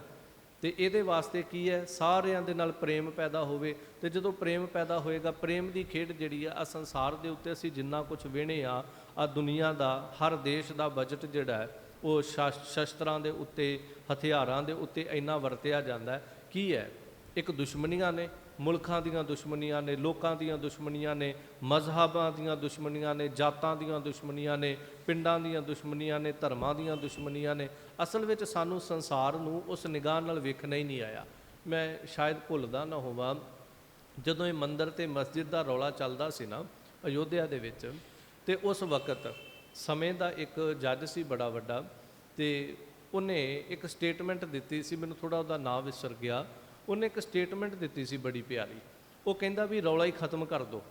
ਤੇ ਲੋਕਾਂ ਨੇ ਪੁੱਛਿਆ ਵੀ ਰੌਲਾ ਖਤਮ ਕਰਨ ਲਈ ਤੇ ਅਸੀਂ ਕੇਸ ਲਾਇਆ ਐਡਾ ਵੱਡਾ, ਵੀ ਤੂੰ ਫੈਸਲਾ ਦੇ, ਜੇ ਇੱਥੇ ਮੰਦਿਰ ਬਣੂ ਕਿ ਮਸਜਿਦ ਬਣੂ, ਪੁਰਾਣੀ ਗੱਲ ਹੈ। ਉਹਨੇ ਇੱਕ ਸਟੇਟਮੈਂਟ ਦਿੱਤੀ, ਕਹਿੰਦਾ ਮੈਂ ਇਹ ਕਹਿਣਾ ਚਾਹੁੰਦਾ ਵਾਂ, ਨਾ ਇੱਥੇ ਮੰਦਿਰ ਬਣਾਓ, ਨਾ ਇੱਥੇ ਮਸਜਿਦ ਬਣਾਓ, ਇੱਥੇ ਗੁਰਦੁਆਰਾ ਬਣਾ ਦਿਓ। ਕਮਾਲ ਦੀ ਗੱਲ। ਉਹਨੂੰ ਪੁੱਛਿਆ ਵੀ ਕਿਉਂ, ਤੇ ਉਹ ਕਹਿੰਦਾ ਵੀ ਸਭ ਤੋਂ ਜ਼ਿਆਦਾ ਪ੍ਰੇਮ ਜਿਹੜਾ ਗੁਰੂ ਗ੍ਰੰਥ ਸਾਹਿਬ ਮਹਾਰਾਜ ਨੇ ਸਾਹਿਬ ਨਾਲ ਕਰਦੇ ਨੇ। ਜਦੋਂ ਇੱਥੇ ਗੁਰਦੁਆਰਾ ਬਣ ਗਿਆ, ਇੱਥੇ ਹਿੰਦੂ ਵੀ ਆ ਕੇ ਬਹਿ ਸਕੇਗਾ, ਇੱਥੇ ਮੁਸਲਮਾਨ ਵੀ ਆ ਕੇ ਨਮਾਜ਼ ਪੜ੍ਹ ਸਕੇਗਾ। ਭਾਵ ਇਹ ਹੈ ਕਿ ਗੁਰੂ ਸਾਹਿਬ ਜੀ ਨੇ ਸਿੱਖ ਨੂੰ ਜਿਹੜਾ ਨਜ਼ਰੀਆ ਸੰਸਾਰ ਦੇ ਉੱਤੇ ਦਿੱਤਾ, ਉਹ ਇਹ ਦਿੱਤਾ ਕਿ ਤੂੰ ਸਾਰਿਆਂ ਨੂੰ ਇੱਕੋ ਦ੍ਰਿਸ਼ਟੀ ਦੇ ਨਾਲ ਵੇਖ। ਪਰ ਮਾਫ ਕਰਿਓ, ਮੈਂ ਇੱਕ ਸ਼ਬਦ ਕੌੜਾ ਜਿਹਾ ਆਪ ਜੀ ਨੂੰ ਕਹਾਂ, ਸਾਨੂੰ ਤੇ ਸਿੱਖ ਵਿੱਚੋਂ ਸਿੱਖ ਨਹੀਂ ਨਜ਼ਰ ਆਉਂਦਾ ਪਿਆ। ਸਿੱਖ ਵਿੱਚੋਂ ਗੁਰੂ ਨਜ਼ਰ ਆਉਣਾ ਤੇ ਬਹੁਤ ਅੱਗੇ ਦੀ ਮੰਜ਼ਲ ਹੈ, ਬਹੁਤ ਅੱਗੇ ਦੀ। ਸਿੱਖ ਵਿੱਚੋਂ ਸਿੱਖ ਨਹੀਂ ਨਜ਼ਰ ਆਉਂਦਾ ਪਿਆ। ਜੇ ਮੈਂ ਸ਼ਬਦ ਕਹਿ ਦੇਵਾਂ ਤੇ ਗੁੱਸਾ ਨਾ ਕਰਿਓ, ਸੱਚਾਈ ਇਹ ਹੈ, ਸਾਨੂੰ ਸਿੱਖ ਦੇ ਵਿੱਚੋਂ ਪਤਾ ਕੀ ਨਜ਼ਰ ਆਉਂਦਾ। ਪਹਿਲਾਂ ਤੇ ਇਹ ਟਕਸਾਲੀ ਹੈ, ਇਹ ਮਸ਼ੀਨਰੀ ਹੈ। ਸਾਨੂੰ ਸਿੱਖ 'ਚੋਂ ਨਿਹੰਗ ਦਿਸੇਗਾ, ਸਾਨੂੰ ਸਿੱਖ 'ਚੋਂ ਟਕਸਾਲੀ ਦਿਸੇਗਾ, ਮਸ਼ੀਨਰੀ ਦਿਸੇਗਾ, ਇਲਾਕਾਵਾਦ ਦਿਸੇਗਾ। ਅੱਛਾ, ਤੁਹਾਡਾ ਕਿਹੜਾ ਇਲਾਕਾ? ਮਾਝੇ 'ਚੋਂ? ਅੱਛਾ, ਅਸੀਂ ਵੀ ਮਾਝੇ 'ਚੋਂ। ਤੁਸੀਂ ਮਾਲਵੇ 'ਚੋਂ? ਅਸੀਂ ਵੀ ਮਾਲਵੇ 'ਚੋਂ ਆ। ਅਸੀਂ ਇਹਨਾਂ ਥਾਵਾਂ 'ਤੇ ਵੰਡੇ ਹੋਏ ਹਾਂ ਕਿ ਜੇ ਪਤਾ ਲੱਗ ਜੇ, ਅੱਛਾ ਤੁਹਾਡਾ ਇਲਾਕਾ ਵੀ ਮਾਲਵਾ, ਮੇਰਾ ਵੀ ਮਾਲਵਾ, ਤੁਹਾਡਾ ਨਗਰ ਕਿਹੜਾ? ਸਾਡਾ ਵੀ ਉਹੀ ਹੈ ਜੀ। ਹੋਰ ਖਿੱਚ ਬਣ ਜਾਂਦੀ, ਅੱਛਾ ਮੈਂ ਵੀ ਉੱਥੇ ਹੀ ਰਹਿਣਾ। ਇਹਦੇ ਨਾਲ ਅਸੀਂ ਇੱਕ ਐਸੇ ਛੋਟੇ ਛੋਟੇ ਫਿਰਕਿਆਂ ਵਿੱਚ ਵੰਡੇ ਗਏ ਹਾਂ ਕਿ ਸਾਡੇ ਅੰਦਰ ਉਹ ਪ੍ਰੇਮ ਭਾਵਨਾ ਜਿਹੜੀ ਬਿਲਕੁਲ ਖਤਮ ਹੋ ਗਈ। ਸਾਨੂੰ ਸਿੱਖ 'ਚੋਂ ਸਿੱਖ ਹੀ ਨਹੀਂ ਨਜ਼ਰ ਆਉਂਦਾ। ਇੱਕ ਇਤਿਹਾਸ ਦੀ ਛੋਟੀ ਜਿਹੀ ਘਟਨਾ ਆਪ ਜੀ ਨਾਲ ਕਵਾਂ, ਚਲੋ ਵਿਸ਼ਾ ਚੱਲਿਆ ਹੈ ਤੇ ਇੱਥੇ ਪ੍ਰੇਮ ਦੀ ਗੱਲ ਹੀ ਹੈ ਸ਼ਬਦ ਅੰਦਰ। ਸਾਹਿਬ ਗੁਰੂ ਅਮਰਦਾਸ ਮਹਾਰਾਜ ਜੀ ਦੀ ਇੱਕ ਵਾਰ ਡੱਲੇ ਨਗਰ ਗਏ, ਤੇ ਜਿੱਥੇ ਭਾਈ ਪਾਰੋ ਜੁਲਾਕਾ ਪਰਮਹੰਸ, ਬੜੀ ਉੱਚੀ ਉਹਨੂੰ ਉਪਾਧੀ ਦਿੱਤੀ ਸੀ ਮਹਾਰਾਜ ਨੇ, ਉਸ ਨਗਰ ਗਏ। ਤੇ ਮਹਾਰਾਜ ਸਾਹਿਬ ਜੀ ਬੈਠੇ ਹੋਏ ਨੇ, ਸਾਰੀਆਂ ਸੰਗਤਾਂ ਜਿਹੜੀਆਂ ਨੇ ਗੁਰੂ ਅਮਰਦਾਸ ਮਹਾਰਾਜ ਪਾਤਸ਼ਾਹ ਨੂੰ ਮਿਲਦੀਆਂ ਨੇ। 2 ਸਿੱਖ ਆਏ, 2 ਸਰੀਰ ਆਏ, ਤੇ ਉਹਨਾਂ ਦਾ ਨਾਂ ਇਤਿਹਾਸ ਨੇ ਲਿਖਿਆ ਪ੍ਰਿਥੀ ਮੱਲ ਤੇ ਭਾਈ ਤੁਲਸਾ। ਉਹ ਮਹਾਰਾਜ ਜੀ ਦੇ ਕੋਲ ਆ ਕੇ ਉਹਨਾਂ ਨੇ ਨਮਸਕਾਰ ਕੀਤੀ, ਤੇ ਜਿਵੇਂ ਸਾਰੀਆਂ ਸੰਗਤਾਂ ਨਮਸਕਾਰ ਕੀਤੀ, ਉਹਨਾਂ ਵੀ ਕੀਤੀ। ਫਿਰ ਮਹਾਰਾਜ ਦੇ ਕੋਲ ਹੋ ਕੇ ਬਹਿ ਗਏ। ਦੀਵਾਨ ਦੀ ਸਮਾਪਤੀ ਹੋਈ, ਉਹਨਾਂ ਵੇਖਿਆ ਵੀ ਮਹਾਰਾਜ ਇਕੱਲੇ ਬੈਠੇ ਆ। ਜਦੋਂ ਇਕੱਲੇ ਬੈਠੇ ਨੇ ਤੇ ਉਹ ਫਿਰ ਬੜੇ ਫਰੈਂਕਲੀ ਹੋ ਕੇ ਨਾ ਮਹਾਰਾਜ ਨਾਲ ਗੱਲਾਂ ਕਰਨ ਲੱਗ ਗਏ। ਤੇ ਕਹਿੰਦੇ ਮਹਾਰਾਜ ਸਾਨੂੰ ਪਤਾ ਲੱਗਾ ਵੀ ਤੁਹਾਡਾ ਜਿਹੜਾ ਨਗਰ ਉਹ ਬਾਸਰਕੇ ਹੈ। ਮਹਾਰਾਜ ਕਹਿੰਦੇ ਹਾਂ। ਮਹਾਰਾਜ ਸਾਡਾ ਵੀ ਨਗਰ ਬਾਸਰਕੇ ਹੀ ਆ। ਤੇ ਮਹਾਰਾਜ ਕਹਿੰਦੇ ਵੀ ਠੀਕ ਹੈ। ਫਿਰ ਕਹਿੰਦੇ ਸਾਨੂੰ ਪਤਾ ਲੱਗਾ ਵੀ ਤੁਹਾਡੀ ਜਾਤ ਜਿਹੜੀ ਭੱਲੇ ਆ। ਮਹਾਰਾਜ ਚੁੱਪ ਕਰ ਗਏ, ਕਿਉਂਕਿ ਮਹਾਰਾਜ ਕਿਸੇ ਜਾਤ ਪਾਤ ਵਿੱਚ ਨਹੀਂ ਪੈਂਦੇ ਸੀ। ਕਹਿੰਦੇ ਮਹਾਰਾਜ ਸਾਨੂੰ ਪਤਾ ਲੱਗਾ ਤੁਹਾਡੀ ਜਾਤ ਭੱਲੇ, ਤੇ ਅਸੀਂ ਵੀ ਮਹਾਰਾਜ ਭੱਲੇ ਹੀ ਆ। ਭਾਵ ਇੰਨਾ ਜ਼ਿਆਦਾ ਫਰੈਂਕਲੀ ਹੋ ਗਏ ਮਹਾਰਾਜ ਦੇ ਨਾਲ, ਵੀ ਕਹਿਣ ਦਾ ਭਾਵ ਗੁਰੂ ਨੂੰ ਗੁਰੂ ਨਹੀਂ ਦੇਖਦੇ ਪਏ, ਗੁਰੂ ਨੂੰ ਇਸ ਦ੍ਰਿਸ਼ਟੀ ਨਾਲ ਦੇਖਦੇ ਪਏ ਨੇ ਵੀ ਅਸੀਂ ਵੀ ਬਾਸਰਕੇ ਦੇ ਆ ਤੇ ਇਹ ਵੀ ਬਾਸਰਕੇ ਦੇ ਨੇ, ਅਸੀਂ ਵੀ ਭੱਲੇ ਆ ਤੇ ਇਹ ਵੀ ਭੱਲੇ ਆ। ਅਸੀਂ ਜਾਤ ਕਰਕੇ ਨੇੜਤਾ ਬਣਾ ਰਹੇ, ਅਸੀਂ ਗੁਰੂ ਕਰਕੇ ਨੇੜਤਾ ਨਹੀਂ ਬਣਾ ਰਹੇ। ਤਾਂ ਸਾਹਿਬ ਗੁਰੂ ਅਮਰਦਾਸ ਮਹਾਰਾਜ ਨੇ ਸਾਹਿਬ ਬਹੁਤ ਸੋਹਣਾ ਉਹਨਾਂ ਨੂੰ ਉੱਥੇ ਜਿਹੜਾ ਉੱਤਰ ਦਿੱਤਾ। ਮਹਾਰਾਜ ਕਹਿੰਦੇ ਜਾਤ ਵਰਨ ਗੁਰ ਕੀ ਕੋਈ ਨਾਹੀ, ਕਿ ਗੁਰੂ ਦੀ ਕੋਈ ਜਾਤ ਨਹੀਂ ਹੁੰਦੀ, ਗੁਰੂ ਦਾ ਕੋਈ ਵਰਨ ਨਹੀਂ ਹੁੰਦਾ, ਗੁਰੂ ਦਾ ਕੋਈ ਖਾਸ ਇਲਾਕਾ ਨਹੀਂ ਹੁੰਦਾ, ਗੁਰੂ ਦਾ ਕੋਈ ਖਿੱਤਾ ਨਹੀਂ ਹੁੰਦਾ, ਗੁਰੂ ਕਿਸੇ ਖਾਸ ਮਜ਼ਹਬ ਦੇ ਵਿੱਚ ਬੱਝਿਆ ਨਹੀਂ ਹੁੰਦਾ। ਗੁਰੂ ਤੇ ਸਰਵੱਤਰ ਹੈ, ਗੁਰੂ ਤੇ ਆਕਾਸ਼ਵਤ ਸਾਰਿਆਂ ਦਾ ਹੀ ਹੁੰਦਾ। ਤੁਸੀਂ ਗੁਰੂ ਨੂੰ ਜਾਤ ਵਿੱਚ ਨਾ ਵੰਡੋ। ਮੇਰੇ ਕਹਿਣ ਦਾ ਭਾਵ ਇਹ ਹੈ ਕਿ ਉਹਨਾਂ ਨੂੰ ਗੁਰੂ ਵਿੱਚੋਂ ਵੀ ਗੁਰੂ ਨਹੀਂ ਸੀ ਨਜ਼ਰ ਆਉਂਦਾ ਪਿਆ। ਇਹੀ ਹਾਲਤ ਅੱਜ ਸਾਡੀ ਹੈ। ਸਾਨੂੰ ਸਿੱਖ ਚੋਂ ਸਿੱਖ ਹੀ ਨਹੀਂ ਨਜ਼ਰ ਆਉਂਦਾ ਪਿਆ। ਸਿੱਖ ਚੋਂ ਸੰਪਰਦਾਵਾਂ ਨਜ਼ਰ ਆਉਣਗੀਆਂ, ਸਿੱਖ ਦੇ ਵਿੱਚੋਂ ਭੇਖ ਨਜ਼ਰ ਆਉਣਗੇ, ਸਿੱਖ ਦੇ ਵਿੱਚੋਂ ਉਹਦੀ ਮਾਨਸਿਕਤਾ ਨਜ਼ਰ ਆਏਗੀ। ਅਸੀਂ ਸਿੱਖ ਚੋਂ ਸਿੱਖ ਵੇਖੀਏ, ਉਸ ਤੋਂ ਬਾਅਦ ਅਸੀਂ ਸਿੱਖ ਵਿੱਚੋਂ ਗੁਰੂ ਵੇਖਾਂਗੇ। ਜਦੋਂ ਅਸੀਂ ਕਹਿੰਦੇ ਅਸੀਂ ਪਰਮਾਤਮਾ ਨੂੰ ਮਿਲਣਾ, ਕਈ ਵਾਰ ਕੁਝ ਸਵਾਲ ਕਰਦੇ ਜੀ ਰੱਬ ਦੀ ਪ੍ਰਾਪਤੀ ਕਿਵੇਂ ਹੋਵੇ, ਤਾਂ ਮੈਂ ਕਹਿੰਦਾ ਉਹਨਾਂ ਸਾਹਿਬ ਦੀ ਬਾਣੀ ਪੜ੍ਹੀਏ ਤਾਂ ਸਾਹਿਬ ਪਾਤਸ਼ਾਹ ਕਹਿੰਦੇ ਨਿਰਗੁਣ ਆਪ ਸਰਗੁਣ ਪੀਓ ਹੀ। ਨਿਰਗੁਣ ਸਰੂਪ ਦੇ ਅੰਦਰ ਤਾਂ ਉਹ ਚੱਕਰ ਚਿਹਨ ਅਰ ਬਰਨ ਜਾਤ ਅਰ ਪਾਤ ਨਹਿਣ ਜੇ, ਉਹਦਾ ਕੋਈ ਚੱਕਰ ਚਿਹਨ ਰੂਪ ਰੰਗ ਕੁਛ ਵੀ ਨਹੀਂ। ਤੇ ਸਰਗੁਣ ਪੀ ਉਹੀ, ਜਦੋਂ ਅਸੀਂ ਗੱਲ ਕਰਾਂਗੇ ਵੀ ਸਰਗੁਣ ਸਰੂਪ 'ਚ ਵੀ ਉਹੀ ਹੈ, ਤੂੰ ਕਿਹੜੇ ਰੱਬ ਨੂੰ ਲੱਭਣ ਦੀ ਕੋਸ਼ਿਸ਼ ਕਰਦਾ ਹੈ, ਕਿਹੜੇ ਰੱਬ ਨੂੰ ਮਿਲਣ ਦੀ ਗੱਲ ਕਰਦਾ ਹੈ। ਆ ਤੇਰੇ ਇਰਦ ਗਿਰਦ ਜਿੰਨੇ ਲੋਕ ਬੈਠੇ ਨੇ, ਜਿੰਨੇ ਲੋਕ ਤੈਨੂੰ ਰੋਜ਼ਮਰਾ ਜੀਵਨ 'ਚ ਮਿਲਦੇ ਨੇ, ਕੀ ਇਹ ਪਰਮਾਤਮਾ ਨਹੀਂ, ਕੀ ਇਹ ਰੱਬ ਨਹੀਂ ਹੈ, ਕੀ ਉਹਦਾ ਸਰਗੁਣ ਸਰੂਪ ਨਹੀਂ ਹੈਗਾ। ਹਜ਼ੂਰ ਪਾਤਸ਼ਾਹ ਕਹਿੰਦੇ ਸਰਗੁਣ ਪੀ ਉਹੀ। ਆ ਸਾਰੇ ਸਰੀਰਾਂ ਦੇ ਵਿੱਚ ਸਰਗੁਣ ਸਰੂਪ ਉਹੀ ਹੋ ਕਰਕੇ ਟਿਕਿਆ, ਪਰ ਤੇਰਾ ਨਜ਼ਰੀਆ ਨਹੀਂ ਹੈਗਾ, ਤੈਨੂੰ ਮਿਲਣ ਦੀ ਤਾਂਘ ਨਹੀਂ ਹੈਗੀ, ਤੈਨੂੰ ਵੇਖਣ ਵਾਲੀ ਉਹ ਅੱਖ ਨਹੀਂ ਤੇਰੇ ਕੋਲ ਹੈਗੀ। ਇੱਥੇ ਖੈਰ ਹਜ਼ੂਰ ਪਾਤਸ਼ਾਹ ਇਹ ਸਮਝਾਉਂਦੇ ਕਿ ਉਸ ਅਕਾਲ ਪੁਰਖ ਪਰਮੇਸ਼ਰ ਦੇ ਮਿਲਾਪ ਵਾਸਤੇ ਜਦੋਂ ਜੀਵ ਤੜਫਦਾ ਤਾਂ ਪੂਰਾ ਗੁਰੂ ਸੂਰਜਵਤ ਹੋ ਕੇ ਇਹਦਾ ਅਗਿਆਨਤਾ ਦਾ ਅੰਧੇਰਾ ਜਿਹੜਾ ਉਹਨੂੰ ਚੁੱਕਦਾ। ਤੇ ਜਦੋਂ ਸਾਡੇ ਅੰਦਰੋਂ ਅਗਿਆਨਤਾ ਦਾ ਹਨੇਰਾ ਖਤਮ ਹੋ ਗਿਆ, ਮੈਂ ਜ਼ਿਕਰ ਕਰ ਰਿਹਾ ਸੀ ਲਾਈਟ ਗਈ, ਕੋਲ ਪਈ ਚੀਜ਼ ਨਹੀਂ ਦਿਸਦੀ, ਤੇ ਜਦੋਂ ਹੀ ਲਾਈਟ ਆ ਗਈ ਕਮਰੇ ਦੀ ਕੱਲੀ ਕੱਲੀ ਚੀਜ਼ ਜਿਹੜੀ ਉਹ ਦਿਸਣੀ ਸ਼ੁਰੂ ਹੋ ਗਈ। ਸਾਡੇ ਅੰਦਰ ਅਗਿਆਨ ਹੈ। ਜਿਸ ਦਿਨ ਅਸੀਂ ਗੁਰੂ ਵਾਲੇ ਹੋਵਾਂਗੇ, ਗੁਰੂ ਤੋਂ ਸਤਿਗੁਰ ਸ਼ਬਦ ਉਜਾਰੋ ਦੀਪਾ ਦੀ ਖੇਡ ਸਾਡੇ ਜੀਵਨ ਦੇ ਵਿੱਚ ਵਰਤੇਗੀ, ਉਸ ਦਿਨ ਸਾਡੇ ਅੰਦਰ ਉਹ ਗਿਆਨ ਹੋਏਗਾ ਕਿ ਸਾਨੂੰ ਸਾਰਿਆਂ ਦੇ ਅੰਦਰ ਇੱਕ ਚੀਜ਼ ਨਜ਼ਰ ਆਏਗੀ। ਉਹ ਕੀ ਹੈ? ਉਹਨੂੰ ਬਾਣੀ ਕਰ ਕਹਿੰਦੇ ਸਭ ਮਹਿ ਜੋਤ, ਜੋਤ ਹੈ ਸੋਏ, ਤਿਸ ਦਾ ਚਾਨਣ ਸਭ ਮਹਿ ਚਾਨਣ ਹੋਏ। ਸਾਰਿਆਂ ਦੇ ਅੰਦਰ ਉਹ ਜੋਤ ਜਿਹੜੀ ਨਜ਼ਰ ਆਏਗੀ। ਪਰ ਫਿਲਹਾਲ ਦੀ ਘੜੀ ਜਿਹੜੀ ਹੈ ਉਹ ਕਿਸ ਤਰ੍ਹਾਂ ਦੀ ਖੇਡ ਬਣੀ ਹੋਈ ਹੈ ਕਿ ਦੋਏ ਦੋਏ ਲੋਚਨ ਪੇਖਾਂ ਹੋ ਹਰ ਬਿਨ ਔਰ ਨਾ ਦੇਖਾਂ। ਸਾਹਿਬ ਬਾਣੀ ਅੰਦਰ ਭਗਤ ਸਾਹਿਬ ਕਹਿੰਦੇ ਨੇ ਕਿ ਮੈਂ ਉਸ ਪਰਮਾਤਮਾ ਨੂੰ ਦੋਏ ਦੋਏ ਲੋਚਨ ਪੇਖਾਂ। ਜੇ ਸੰਸਾਰ ਦਾ ਸਿੱਧਾ ਜਿਹਾ ਸ਼ਬਦ ਮੈਂ ਵਰਤਾਂ ਨਾ, ਵੀ ਮੈਂ ਅੱਖਾਂ ਅੱਡ ਅੱਡ ਕੇ ਕੇਵਲ ਉਹਨੂੰ ਹੀ ਵੇਖਣਾ ਪਿਆ, ਤੇ ਕਮਾਲ ਦੀ ਗੱਲ ਹੈ। ਕੋਈ ਭਗਤ ਸਾਡੇ ਵੱਲ ਅੱਖਾਂ ਅੱਡ ਕੇ ਵੇਂਦਾ ਹੋਵੇ ਤੇ ਆਪਾਂ ਪੁੱਛਾਂਗੇ ਵੀ ਤੂੰ ਕੀ ਵੇਖਣਾ ਸਾਡੇ ਵੱਲ। ਸੰਸਾਰੀ ਬੰਦਾ ਵੇਖੇ ਤੇ ਹੋਰ ਗੱਲ ਹੋਵੇਗੀ। ਭਗਤ ਕਹਿੰਦਾ ਮੈਂ ਸੰਸਾਰ ਨੂੰ ਅੱਖਾਂ ਅੱਡ ਅੱਡ ਕੇ ਵੇਖਣਾ, ਵੀ ਆ ਜਿੰਨੇ ਲੋਕ ਤੁਰੇ ਫਿਰਦੇ ਨੇ, ਜਦੋਂ ਮੈਂ ਇਹਨਾਂ ਵੱਲ ਵੇਖਣਾ ਮੈਨੂੰ ਕੇਵਲ ਪਰਮੇਸ਼ਰ ਹੀ ਨਜ਼ਰ ਪੈ ਰਿਹਾ। ਮੈਂ ਜਿਹਦੇ ਵੀ ਸਰੀਰ ਤੇ ਝਾਤ ਮਾਰਦਾ, ਭਾਈ ਕਨ੍ਹਈਏ ਨੂੰ ਜਦੋਂ ਪੁੱਛਦੇ ਆ, ਉਹ ਕਹਿੰਦਾ ਸਤਿਗੁਰੂ ਇਹਨਾਂ ਲੋਕਾਂ ਨੂੰ ਮੁਸਲਮਾਨ ਸਿੱਖ ਨਜ਼ਰ ਆਉਂਦੇ ਹੋਣਗੇ, ਮੈਨੂੰ ਤਾਂ ਤੇਰੇ ਬਿਨਾਂ ਕੋਈ ਨਜ਼ਰ ਹੀ ਨਹੀਂ ਪੈ ਰਿਹਾ, ਮੈਂ ਜਿਹਨੂੰ ਵੀ ਵੇਖਣਾ ਪਿਆ ਵਾਂ। ਤਾਂ ਸਾਹਿਬ ਬਾਣੀ ਅੰਦਰ ਇਹੀ ਕਹਿ ਰਹੇ ਨੇ ਕਿ ਪਰਮੇਸ਼ਰ ਜਿਹੜਾ ਉਹਨੂੰ ਜਦੋਂ ਵੇਖੋਗੇ ਨਾ ਚਾਅ ਪੈਦਾ ਹੋਏਗਾ। ਇੱਕ ਘਟਨਾ ਛੋਟੀ ਜਿਹੀ ਮੈਨੂੰ ਖਿਆਲ ਆਉਂਦੀ, ਸਾਹਿਬ ਗੁਰੂ ਗੋਬਿੰਦ ਸਿੰਘ ਮਹਾਰਾਜ ਦੇ ਜੀਵਨ 'ਚ ਹੈ। ਪਾਤਸ਼ਾਹ ਜੀ ਅਨੰਦਪੁਰ ਸਾਹਿਬ ਬੈਠੇ ਨੇ, ਸੋਹਣੇ ਸਿੰਘਾਸਨ ਉੱਤੇ ਮਹਾਰਾਜ ਸਾਹਿਬ ਜੀ ਟਿਕੇ ਹੋਏ ਨੇ, ਸੰਗਤਾਂ ਦਰਸ਼ਨ ਕਰਦੀਆਂ ਪਈਆਂ ਨੇ। ਦਰਸ਼ਨ ਕਰਦਿਆਂ ਕਰਦਿਆਂ ਇੱਕ ਨਾਗੋ ਸ਼ਾਹ ਖੱਤਰੀ ਆਇਆ ਮਹਾਰਾਜ ਦੇ ਕੋਲ। ਉਹ ਜਦੋਂ ਆਇਆ ਉਹ ਲਾਈਨ ਦੇ ਵਿੱਚ ਲੱਗਾ ਤੇ ਸਮੇਂ ਨਾਲ ਉਹਦੀ ਵਾਰੀ ਆਈ। ਉਹਨੇ ਮਹਾਰਾਜ ਜੀ ਦੇ ਅੱਗੇ ਆਪਣੀ ਭੇਟਾ ਰੱਖੀ ਤੇ ਭੇਟਾ ਰੱਖੀ ਤੇ ਮੇਵੜਾ ਜਿਹੜਾ ਸੀ ਉਹਨੇ ਅਰਦਾਸ ਕੀਤੀ। ਭਾਵੇਂ ਮਹਾਰਾਜ ਸਾਰਿਆਂ ਦੇ ਨਾਂ ਜਾਣਦੇ ਨੇ, ਪਰ ਇਹ ਅਰਦਾਸ ਦਾ ਵਿਧਾਨ ਗੁਰੂ ਕਾਲ ਦੇ ਸਮੇਂ ਤੋਂ ਚੱਲਦਾ ਹੈ। ਕਈ ਵਾਰ ਇਹ ਵੀ ਆਪਣੇ ਅੰਦਰ ਇੱਕ ਨਵੀਂ ਪ੍ਰਕਿਰਿਆ ਜਿਹੜੀ ਹੈ ਉਹ ਮਰਿਆਦਾ ਲੋਕਾਂ ਤੋੜ ਦਿੱਤੀ। ਠੀਕ ਹੈ, ਮੈਂ ਕਿਸੇ ਦਾ ਖੰਡਨ ਨਹੀਂ ਕਰਦਾ। ਉਹ ਕਹਿੰਦੇ ਵੀ ਨਾ ਅਰਦਾਸ ਨਾ ਕਰਾਓ, ਬੜੇ ਲੋਕ ਇਸ ਤਰ੍ਹਾਂ ਦੇ, ਪਰ ਇਹ ਗੁਰੂ ਕਾਲ ਤੋਂ ਚੱਲੀ ਹੋਈ ਪਰੰਪਰਾ ਹੈ ਕਿ ਮਹਾਰਾਜ ਸਿੰਘਾਸਨ 'ਤੇ ਬੈਠੇ ਹੁੰਦੇ ਸੀ। ਭਾਵੇਂ ਗੁਰੂ ਅਰਜਨ ਦੇਵ ਮਹਾਰਾਜ, ਗੁਰੂ ਹਰਗੋਬਿੰਦ ਮਹਾਰਾਜ, 10 ਗੁਰੂ ਸਾਹਿਬਾਨ ਦਾ ਜੀਵਨ ਪੜ੍ਹੋ, ਤਾਂ ਮੇਵੜਾ ਜਿਹੜਾ ਅਰਦਾਸੀਆ ਜਿਹੜਾ ਮਹਾਰਾਜ ਦੇ ਅੱਗੇ ਹੱਥ ਜੋੜ ਕੇ ਖੜਾ ਹੁੰਦਾ ਸੀ ਕਿ ਮਹਾਰਾਜ ਸਾਹਿਬ ਜੀ ਫਲਾਣਾ ਸਿੱਖ ਆਇਆ, ਇਹਦੀ ਫਲਾਣੀ ਭੇਟਾ ਹੈ, ਫਲਾਣਾ ਇਹਦਾ ਕਾਰਜ ਹੈ, ਆਪ ਜੀ ਕਿਰਪਾ ਕਰਿਓ ਰਾਸ ਕਰ ਦਿਓ। ਕਿਤੇ ਅਰਦਾਸ ਹੁੰਦੀ, ਮਹਾਰਾਜ ਇਹ ਸਿੱਖ ਨੇ ਅਰਦਾਸ ਕਰਾਈ ਸੀ, ਇਹਦਾ ਕਾਰਜ ਰਾਸ ਹੋ ਗਿਆ, ਇਹ ਤੁਹਾਡੇ ਕੋਲ ਸ਼ੁਕਰਾਨਾ ਕਰਨ ਵਾਸਤੇ ਆਇਆ। ਠੀਕ ਹੈ, ਆਪਣੀ ਅਰਦਾਸ ਆਪ ਵੀ ਅਸੀਂ ਕਰਨੀ ਹੈ, ਪਰ ਇਹ ਨਹੀਂ ਮੇਰੇ ਕਹਿਣ ਦਾ ਮਤਲਬ ਵੀ ਸ਼ਾਇਦ ਤੁਸੀਂ ਸੋਚੋ ਵੀ ਇਹ ਆਪ ਅਰਦਾਸਾਂ ਕਰਾਉਣ ਵਾਸਤੇ ਕਹਿੰਦੇ ਹੋਣੇ ਸਾਨੂੰ ਮਾਇਆ ਬਣੇ। ਐਸਾ ਕੁਛ ਨਹੀਂ, ਆਪਣੀ ਅਰਦਾਸ ਆਪ ਵੀ ਕਰੋ, ਪਰ ਜਿੱਥੇ ਵੀ ਦੁਨੀਆ 'ਚ ਰਹਿੰਦੇ ਹੋ, ਜਿਹੜਾ ਗੁਰੂ ਘਰ ਦਾ ਵਜ਼ੀਰ ਹੁੰਦਾ ਹੈ ਉਹਦੇ ਤੋਂ ਅਰਦਾਸ ਜ਼ਰੂਰ ਕਰਵਾਉਣੀ ਚਾਹੀਦੀ ਹੈ। ਇਹਦੇ ਵਿੱਚ ਕਿਸੇ ਪ੍ਰਕਾਰ ਦਾ ਕੋਈ ਸ਼ੱਕ ਸ਼ੰਕਾ ਨਹੀਂ ਹੈ। ਮਹਾਰਾਜ ਸਾਹਿਬ ਜੀ ਸਿੰਘਾਸਨ 'ਤੇ ਬੈਠੇ ਸੀ, ਮੇਵੜੇ ਨੇ ਅਰਦਾਸ ਕੀਤੀ, ਮਹਾਰਾਜ ਜੀ ਨੇ ਭੇਟਾ ਰੱਖੀ ਹੈ, ਉਹਨੇ ਮੇਵੜੇ ਨੂੰ ਵੀ ਭੇਟਾ ਦਿੱਤੀ। ਚਲੋ ਗੱਲ ਚੱਲਦੀ ਹੈ, ਇਤਿਹਾਸ ਦੇ ਪੰਨੇ ਇਹ ਵੀ ਕਹਿੰਦੇ ਨੇ ਅਰਦਾਸੀਏ ਨੂੰ ਵੀ ਅਰਦਾਸ ਭੇਟਾ ਜ਼ਰੂਰੀ ਹੈ। ਇੱਥੋਂ ਤੱਕ ਪਾਤਸ਼ਾਹ ਜੀ ਨੇ ਕਿਹਾ ਭਾਵੇਂ 1 ਟਕਾ ਅਰਦਾਸ ਭੇਟਾ ਦੇ, ਪਰ ਤੈਨੂੰ ਅਰਦਾਸੀਏ ਨੂੰ ਅਰਦਾਸ ਭੇਟਾ ਯਥਾ ਸ਼ਕਤ ਦੇਣੀ ਚਾਹੀਦੀ ਹੈ। ਸੋ ਖੈਰ ਇੱਕ ਵੱਖਰਾ ਵਿਸ਼ਾ ਹੈ। ਉਹਨੇ ਅਰਦਾਸ ਕੀਤੀ ਤੇ ਨਾਗੋ ਸ਼ਾਹ ਖੱਤਰੀ ਜਿਹੜਾ ਸੀ ਉਹਨੇ ਮਹਾਰਾਜ ਦੇ ਦਰਸ਼ਨ ਦੀਦਾਰ ਕੀਤੇ ਤੇ ਪਾਸੇ ਹਟ ਕੇ ਬਹਿ ਗਿਆ। ਉਹਦੇ ਮਗਰ ਹੀ ਉਹਦੀ ਜਵਾਨ ਧੀ ਜਿਹੜੀ ਸੀ, ਉਹ 2-4 ਸਰੀਰਾਂ ਦਾ ਫਾਸਲਾ ਪਾ ਕੇ ਉਹ ਖੜੀ ਸੀ। ਉਹ ਮਹਾਰਾਜ ਸਤਿਗੁਰੂ ਪਾਤਸ਼ਾਹ ਜੀ ਦੇ ਅੱਗੇ ਹੋਈ। ਉਹਨੇ ਜਦੋਂ ਮਹਾਰਾਜ ਦੇ ਦਰਸ਼ਨ ਕੀਤੇ ਤੇ ਉਹ ਲਗਾਤਾਰ ਇੱਕ ਟਿਕ ਲਗਾ ਕੇ ਮਹਾਰਾਜ ਨੂੰ ਦੇਖੀ ਜਾ ਰਹੀ ਹੈ, ਮਹਾਰਾਜ ਦੇ ਦਰਸ਼ਨ ਕਰ ਰਹੀ ਹੈ। ਤੇ ਮੈਂ ਇੱਕ ਬੇਨਤੀ ਆਪ ਜੀ ਨੂੰ ਕਰਾਂ, ਬੜੀ ਕੰਮ ਦੀ ਗੱਲ ਹੈ, ਅਸੀਂ ਜਦੋਂ ਵੀ ਸਤਿਗੁਰੂ ਪਾਤਸ਼ਾਹ ਦੇ ਦਰਸ਼ਨ ਕਰਦੇ ਹਾਂ, ਸਾਡੀ ਇੱਕ ਭਾਵਨਾ ਬਣਦੀ ਹੈ ਕਿ ਅਸੀਂ ਮਹਾਰਾਜ ਸਾਹਿਬ ਜੀ ਦੇ ਸਾਹਮਣੇ ਜਦੋਂ ਆ ਕੇ ਹੱਥ ਜੋੜ ਕੇ ਖੜੇ ਹੁੰਦੇ, ਅਸੀਂ ਅੱਖਾਂ ਬੰਦ ਕਰ ਲੈਂਦੇ ਹਾਂ।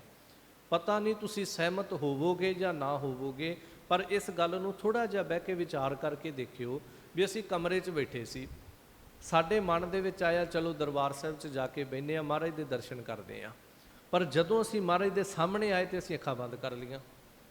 ਕੈਸੀ ਕਮਾਲ ਦੀ ਗੱਲ ਹੈ ਵੀ ਕਮਰੇ 'ਚੋਂ ਅਸੀਂ ਇਸ ਕਰਕੇ ਆਏ ਵੀ ਅਸੀਂ ਮਹਾਰਾਜ ਦੇ ਦਰਸ਼ਨ ਕਰਨੇ ਆ। ਤੁਸੀਂ ਸੋਚੋ, ਅਸੀਂ ਕਹੀਏ ਵੀ ਅਸੀਂ ਫਲਾਣੇ ਨੂੰ ਮਿਲਣ ਚੱਲੇ ਆ, ਤੇ ਜਦੋਂ ਉਹਦੇ ਸਾਹਮਣੇ ਗਏ ਤੇ ਅਸੀਂ ਅੱਖਾਂ ਬੰਦ ਕਰ ਲਈਆਂ।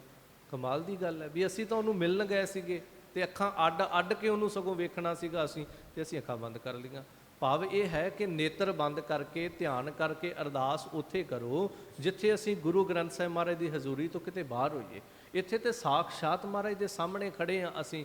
ਇਸ ਕਰਕੇ ਤੁਸੀਂ ਕਦੀ ਹਰਿਮੰਦਰ ਸਾਹਿਬ ਧਿਆਨ ਦੇ ਆ ਜੇ, ਜਦੋਂ ਉੱਥੇ ਅਰਦਾਸੀਆ ਸਿੰਘ ਅਰਦਾਸ ਕਰਦਾ ਨਾ, ਉਹ ਅੱਖਾਂ ਨਹੀਂ ਬੰਦ ਕਰਦਾ।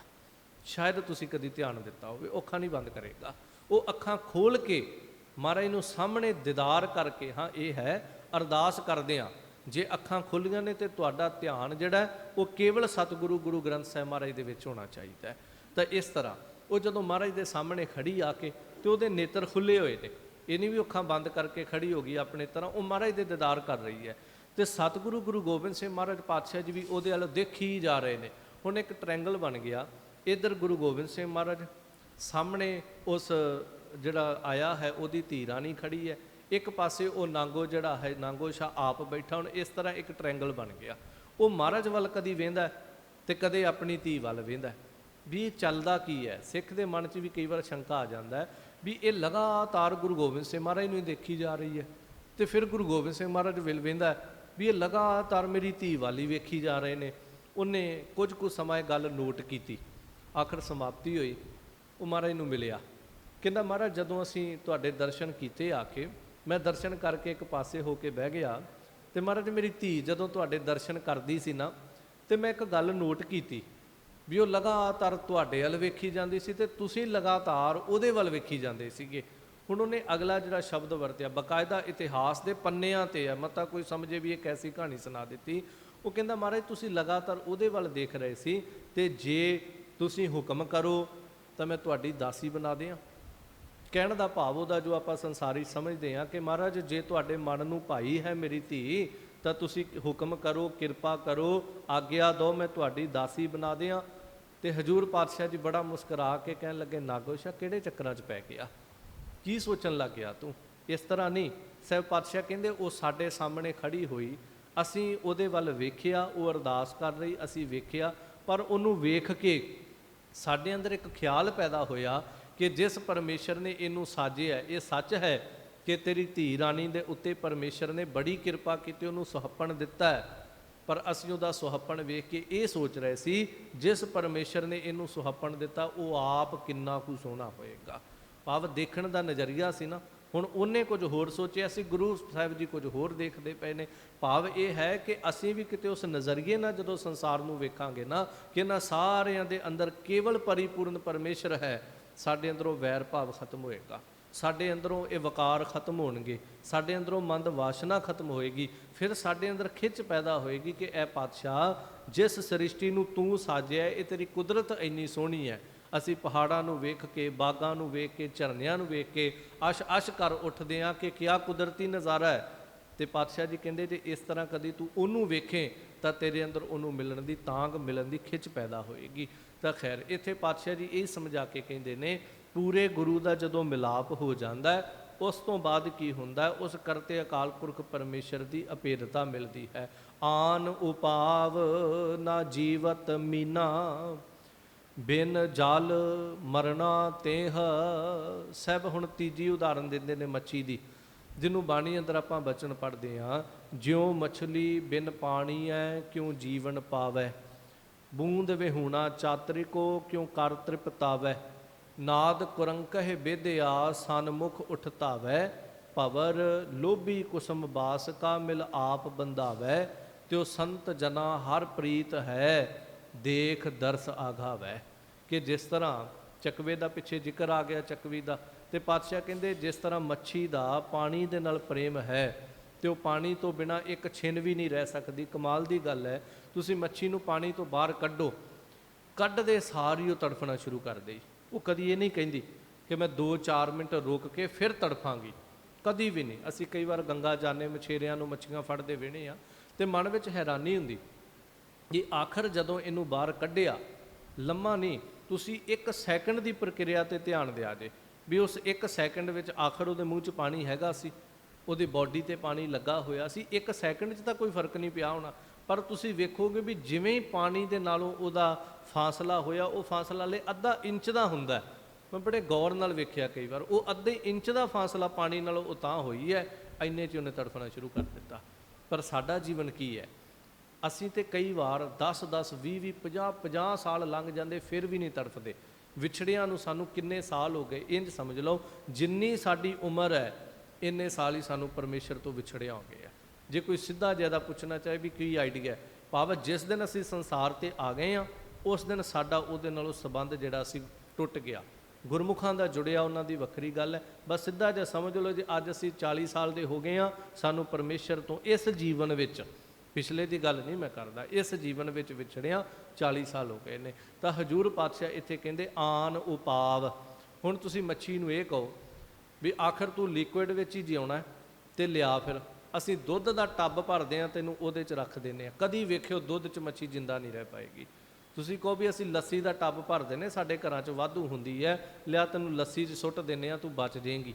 ਅਸੀਂ ਤੈਨੂੰ ਸ਼ਰਬਤ ਵਿੱਚ ਪਾ ਦਿੰਦੇ, ਤੂੰ ਬਚ ਜਾਏਗੀ। ਉਹ ਕਹੇਗੀ ਨਹੀਂ, ਮੰਨਦੀ ਆ ਤੇਰਾ ਸ਼ਰਬਤ ਮਹਿੰਗਾ ਹੋਏਗਾ, ਮੰਨਦੀ ਤੇਰੀ ਲੱਸੀ ਤੇਰਾ ਦੁੱਧ ਮਹਿੰਗਾ ਹੋਏਗਾ, ਪਰ ਮੈਂ ਕੇਵਲ ਪਾਣੀ ਵਿੱਚ ਹੀ ਜੀਵਨ ਲੈਂਦੀ ਆ, ਮੈਨੂੰ ਪਾਣੀ ਹੀ ਚਾਹੀਦਾ ਹੈ। ਤਾਂ ਸਾਹਿਬ ਪਾਤਸ਼ਾਹ ਕਹਿੰਦੇ ਪਾਣੀ ਤੋਂ ਬਿਨਾਂ ਨਾ ਜੀਵਤ ਮੀਨਾ, ਉਹ ਹੋਰ ਕੋਈ ਯਤਨ ਨਾ ਕਰਦੀ ਹੈ ਤੇ ਨਾ ਉਹਨੂੰ ਚਾਹੀਦਾ। ਬਿਨ ਜਲ, ਜਲ ਤੋਂ ਬਿਨਾਂ ਮਰਨਾ ਤੇ ਹ, उस मच्छी का मरना जिहड़ा वो निश्चिंत है। इत्थों तक बाणीकारां ने, भगत साहबान ने तो यह भी शब्द कहे कि पानी मच्छी का विछोड़ा होया, मच्छी मर गई तो खाण वाले ने उन्होंने कट्टिया, कट्टण तो बाद उहदे टुकड़े टुकड़े करके उन्होंने तलता, तलन तो बाद उस मच्छी नूं ऐ प्लेट दे विच सजा के ते खाण बह गया। तो जदों मच्छी खाधी बस फिर उन्होंने पानी की इन्नी लोड़ पई उस बंदे नूं, हर 10 मिनट बाद कहंदा मैनूं पानी पीना।